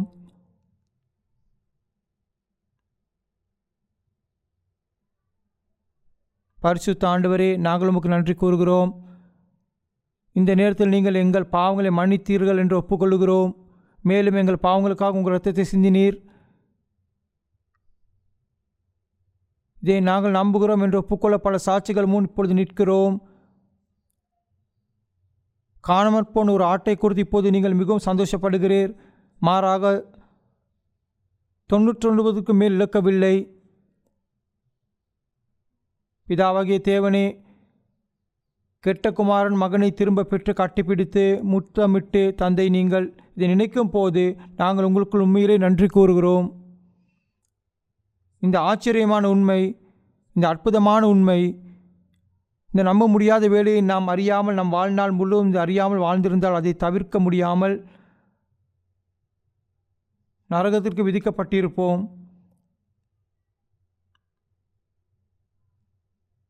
ஆனாலும் உமது வார்த்தையை பெறுவதற்கு இந்த வாய்ப்பை எங்களுக்கு அளித்துள்ளீர். மேலும் நாம் தேவனுடைய வார்த்தையை பெறும்போது பரிசுத்த ஆவியானவர் நம்மிடம் வருகிறார். நாம் உம்முடைய பிள்ளைகளாகிறோம். இந்த நேரத்தில் பல மகன்கள் உங்களிடம் திரும்பினார்கள். நீங்கள் அவர்களை பெற்றுள்ளீர். அதை பற்றி நாம் சிந்திக்கும் போது நாம் உண்மையிலே நன்றியுள்ளவர்களாயிருக்கிறோம். இனிமேல் இவர்கள் உன்னுடையவர்கள். பிசாசின் சோதனைகளும் ஆளாகாத படிக்க அவர்களை கவனித்து அவர்களை காத்துக்கொள்ளும்படி நாங்கள் ஜெபிக்கிறோம்.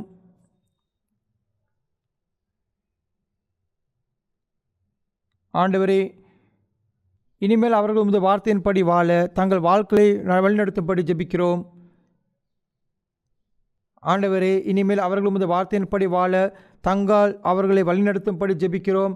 கிறிஸ்தவர்களாகிய தாங்கள் எப்படி எந்த விதத்தில் விசுவாசத்துடன் வாழ வேண்டும் என்பதை அவர்கள் இந்த வார்த்தையின் மூலம் அறிந்து கொள்ளும்படி ஜெபிக்கிறோம். நீங்கள் திரும்பும் நாள் வரை அவர்கள் அழகான நம்பிக்கையுடன் வாழ அவர்களை ஆசீர்வதியும். உமது வார்த்தையின்படி நீங்கள் எங்களுக்கு இந்த வாய்ப்பை வழங்கியிருந்தாலும் உங்கள் வார்த்தையில் உள்ள உண்மை இன்னும் உணராத சிலர் இன்னும் தங்கள் இருதயங்கள் இரட்சிப்பின் நிச்சயத்தை கொண்டிருக்கவில்லை. ஆண்டவரே, அவர்கள் உமது வார்த்தையை பெற்றுக்கொண்டு அவர்களுக்கு ஆவிகளுக்குள் இறங்கி அவர்களுடைய இருதயங்களை திறக்கும்படி நாங்கள் ஜெபிக்கிறோம். இதை செய்ய அவர்களுக்கு தாழ்மையான இருதயங்களை தர வேண்டுகிறோம். இயேசுவின் நாமத்தினாலே ஜெபிக்கிறோம். ஆமேன். நீங்கள் இப்பொழுது உட்காரலாம்.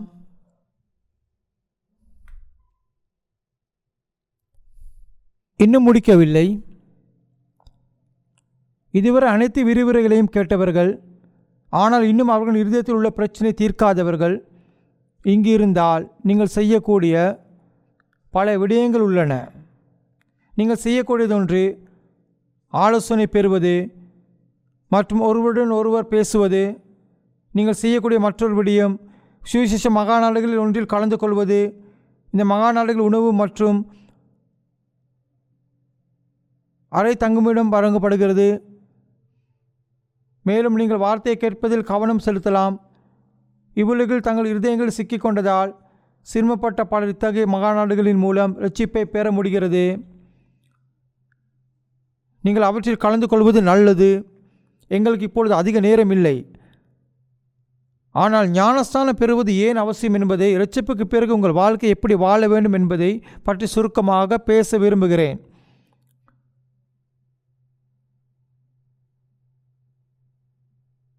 பின்னர் எங்கள் மகாநாட்டை முடிவு கொண்டு வருவோம்.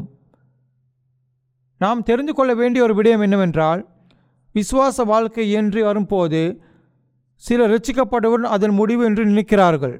நான் முன்பே சொன்னேன், அதுதான் அதன் முடிவு. ஆனால் அந்த முடிவு பாவத்தின் முடிவு. இது நம் நம்பிக்கையின் வாழ்க்கையின் முடிவு அல்ல. ரட்சிக்கப்படுவது கடவுளின் பார்வையில் மீண்டும் ஒரு சிறு குழந்தையாக பிறப்பது. எனவே நீங்கள் பிறந்தவுடன் நீங்கள் வளர உங்கள் தாயின் பால் குடிக்க வேண்டும். தாயின் பால் குடித்து வளர அது மிகவும் அவசியம். தாய்ப்பால் குடித்தால் பின்னர் நீங்கள் அரிசி மற்றும் பிற திட உணவுகளை உண்ணலாம். வேதாம் இதை பற்றி மிக விரிவாக விவரிக்கிறது. இதை நீங்கள் கற்றுக்கொள்ள வேண்டும். நீங்கள் வளரவில்லை என்றால் என்ன நடக்கும்? நீங்கள் வளரவில்லை என்றால் நீங்கள் பல விடயங்களை இழக்கிறீர்கள். நீங்கள் வளரவில்லை என்றாலும் நீங்கள் என்றென்றும் பரலோக ராஜ்யத்தில் நுழைய முடியாது. இது நான் எப்பொழுதும் சொல்லும் ஒன்று. ஆனால் நீங்கள் தாய்ப்பாலை அருந்தினால் தாயின் மார்பகத்திலிருந்து பால் வருகிறது. தாயின் மார்பிலிருந்து பால் வருகிறது. ஆனால் அது தாயின் மார்பிலிருந்து தொடர்ந்து வருவதில்லை. ஒரு தாய் பெற்றெடுக்கும் போது தான் அவள் தாய்ப்பால் உற்பத்தி செய்கிறாள். குழந்தை இல்லாத எந்த பெண்ணும் தாய்ப்பால் சுரப்பதில்லை, இல்லையா? அப்படியானால் அம்மா என்றால் என்ன? தேவாலயம் தாய், ஆண்டவர் தந்தை மற்றும் ஆலயம் தாய். ஆலயம் தாயாக இருப்பதற்கான காரணம் பரிசுத்த ஆவியானவர் சபையில் இருப்பதால் தான். சபை தாய், அவள் ஒரு பெண். குழந்தை பிறந்த இடத்தில்தான் தாய்ப்பால் உற்பத்தியாகுகிறது. வேறு வார்த்தையில் கூறுவதானால், இரட்சிப்பின் பணி மேற்கொள்ளப்படும் சபையில் மட்டுமே தாய்ப்பாலை பெற வேண்டும். ஒரு கூட்டம் தங்களை ஒரு சபை என்று சொன்னாலும் மக்கள் இரட்சிக்கப்படுவதும் அவர்களின் பாவங்களுக்காக மன்னிக்கப்படுவதும் இல்லை என்றால் அங்கு தாய்ப்பாலை பெற முடியாது. புதிதாக இரட்சிக்கப்பட்ட குழந்தை, அந்த குழந்தை பெற வேண்டிய தாய்ப்பால் அங்கு உற்பத்தி செய்யப்படாது. எங்கே இரட்சிப்பு பணி நடக்கிறதோ, எங்கே குழந்தைகள் பிறக்கிறதோ, அங்கே தன் தாயின் பால் கிடைக்கும். இரட்சிப்புக்கு பிறகு நீங்கள் வேதாமத்தை சரியாக அறிந்து கொள்ள வேண்டும் மற்றும் வேதாமத்தை சரியாக வழிநடத்தப்பட வேண்டும். இது மிக முக்கியமானது. இப்போது வரும் விடயங்கள் ஒன்று ஞானஸ்தானம் பற்றிய விடயம். நாம் ஏன் ஞானஸ்தானம் பெற்றோம்? இதுதான் கேள்வி. இதற்கு முன்பு கலாத்தியர் 3 அதிகாரம் 27 வசனத்தில் படித்தோம்.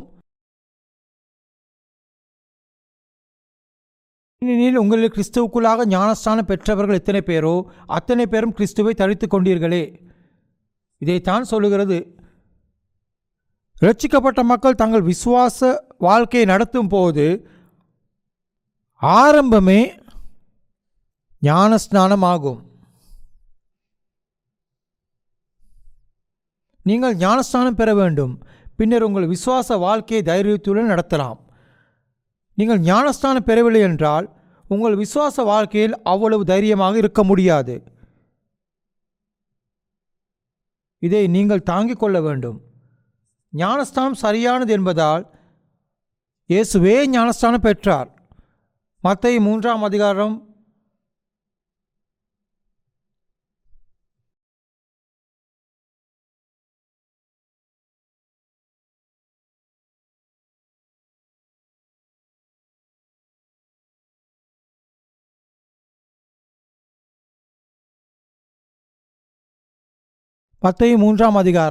13 வசனத்தை படிக்கிறேன்.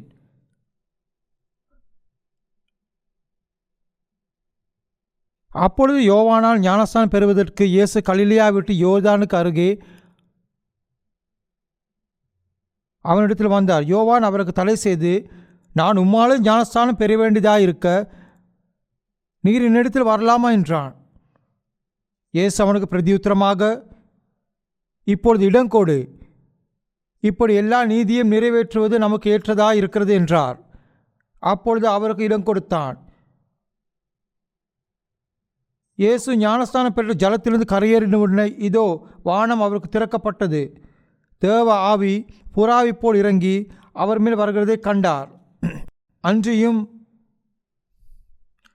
வானத்திலிருந்து ஒரு சத்தம் உண்டாகி, இவர் என்னுடைய நேசகுமாரன், இவரில் பிரியமாயிருக்கிறேன் என்று உரைத்தது. இங்கே என்ன சொல்கிறது என்று பாருங்கள். யோவான் ஸ்நானகனால் இயேசு ஞானஸ்தானம் பெற்றார். வசனம் 16 கூறுகிறது, இயேசு ஞானஸ்தானம் பெற்ற போது ஜலத்திலிருந்து கரையேறினார். ஜலத்திலிருந்து கரையேறினார். அவர் முதலில் தண்ணீருக்குள் சென்றார் என்று அர்த்தம் இல்லையா? அது சரிதானே? நிச்சயமாக இயேசு தண்ணீருக்குள் இறங்கி தண்ணீரிலிருந்து மேலே வந்தார். அப்படி என்றால் நாட்காலியில் அமர்ந்து கொண்டு இப்படி கொஞ்சம் தண்ணீரை எடுத்து தலையில் தெளித்து கொண்டு ஞானஸ்தானம் என்று சொல்வது ஏன்? மக்கள் ஏன் அதை செய்கிறார்கள்? அது மக்களுக்கு வசதியாக இருப்பதால் தான். இது மக்கள் உருவாக்கியது ஒன்று, ஆனால் வேதாகம் கூறப்பட்டுள்ளபடி இல்லை.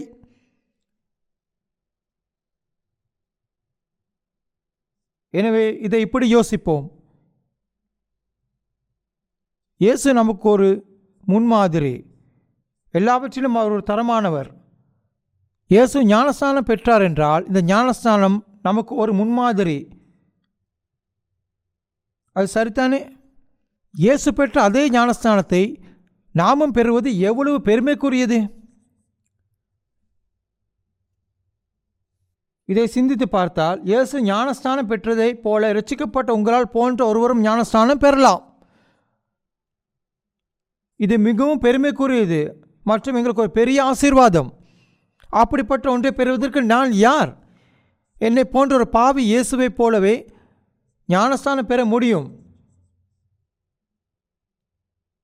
இது மிகவும் ஆசீர்வாதப்பட்ட விடயம் மற்றும் பெருமைக்குரிய விடயம். ஆனால் இவ்வுலக மக்கள் ஆசீர்வாதங்கள் மிகவும் குறைவு. இயேசு ஞானஸ்தானம் பெற்றார், ஆனால் அவர்கள் ஒரு தெளிப்பை பெறுகிறார்கள்.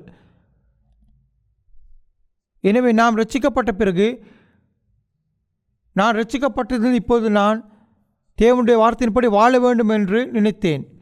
இதை செய்ய முடிவு செய்தேன்.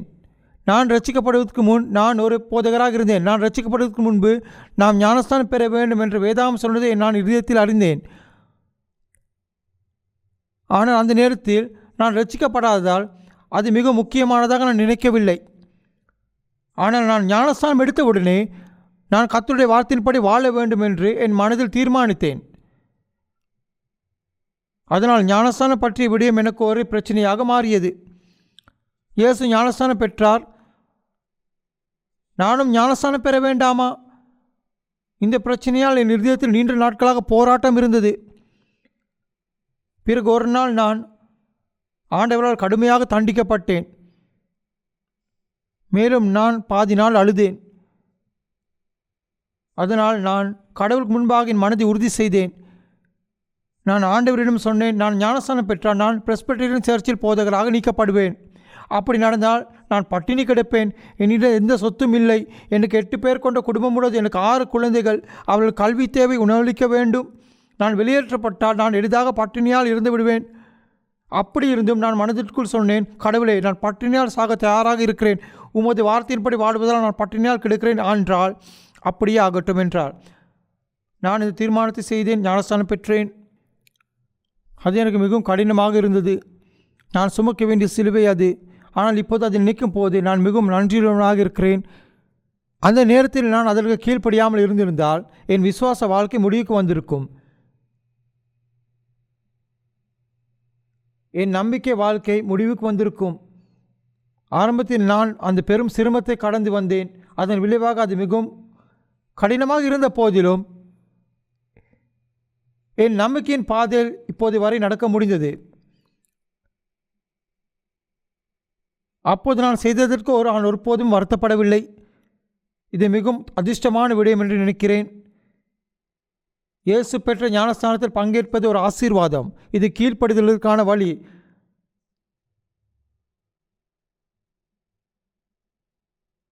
நீங்கள் சிரமங்களை சந்தித்து வரலாம், ஆனால் ஆண்டவரிடம் வரும் ஆசீர்வாதமும் உள்ளது.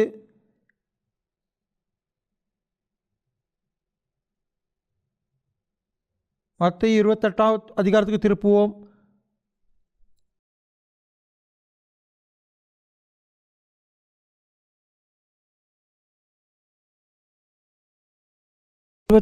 வசனம் 16 வசனத்தில் வாசிக்கிறேன்.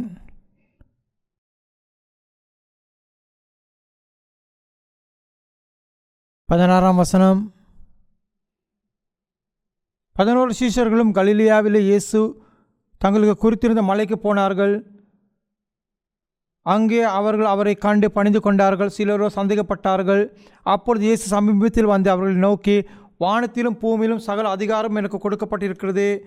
ஆகையால் புறப்பட்டு போய் சகல ஜாதிகளும் சீஷராக பிதா, குமாரன், பரிசுத்த ஆவி நாமத்தினாலே ஞானஸ்தானம் கொடுத்து நான் உங்களுக்கு கட்டளையிட்ட யாவையும் அவர்கள் கைக்கொள்ளும்படி அவர்களுக்கு உபதேசம் பண்ணுங்கள். இதோ உலகத்தின் முடிவு பறிந்தும் சகல நாட்களிலும் நான் உங்களுடனே இருக்கிறேன்.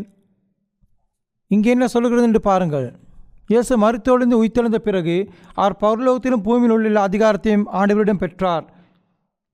இதோ இயேசுவின் கட்டளை. உலகில் ஒரு நாட்டின் ஜனாதிபதி ஒரு கட்டளை வழங்கினால் அது மிகவும் முக்கியமான கட்டளையாக இருக்கும். ஆனால் இப்பொழுது வானத்திலும் பூமியிலும் எல்லா அதிகாரத்தையும் பெற்ற இயேசு எல்லா தேசங்களுக்கும் சென்று அவர்களுக்கு போதித்து அவர்களை சீஷராக்கும்படி கட்டளையிட்டார். அவர்கள் ரட்சிப்பு பெற வேண்டும் என்று அவர் சொன்னார். பின்னர் அவர் பிதா, குமார் மற்றும் பரிசுத்த ஆவியின் நாமத்தினாலே அவர்கள் ஞானஸ்தானம் கொடுங்கள் என்று கட்டளையிட்டார். எனவே இந்த கட்டளைக்கு கீழ்ப்படிவதற்கான ஒரு வழியாக ஞானஸ்தானம் நடத்துகிறோம். ஞானஸ்தானம் கொடுக்கிறவர்கள் இந்த கட்டளைக்கு கீழ்ப்படுகிறார்கள். ஞானஸ்தானம் பெறுபவர்கள் இந்த கட்டளைக்கு கீழ்ப்படுகிறார்கள். இது மிகவும் அழகானது ஒன்று. இது இயேசுவின் கட்டளை. இப்பொழுது யோவான் அதிகாரம் 3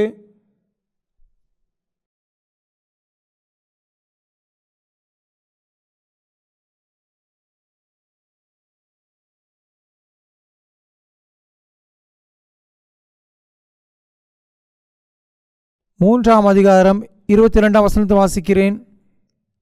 யோவான் 3ஆம் அதிகாரம் 22ஆம் வசனம்.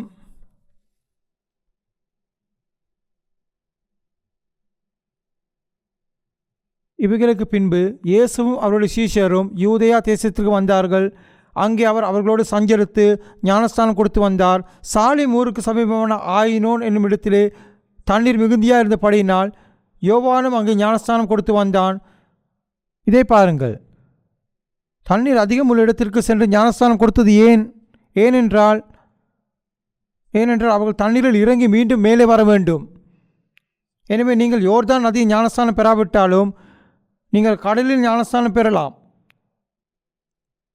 எந்த இடத்தில் நீங்கள் தண்ணீரில் மூழ்கினாலும் பரவாயில்லை. எனவே இதற்கான அனைத்து ஏற்பாடுகளையும் செய்து திருமுழுக்கு நடத்த உள்ளோம். ஞானஸ்தானத்தின் ஆழமான முக்கியத்துவத்தை பற்றி விளக்க இன்னும் நிறைய இருக்கிறது. நாம் இந்த ஞானஸ்தானத்தை நடத்தும் போது மேலே விளக்குவோம். ஆனால் இன்றைக்கு இங்கே நிறுத்தப் போகிறோம்.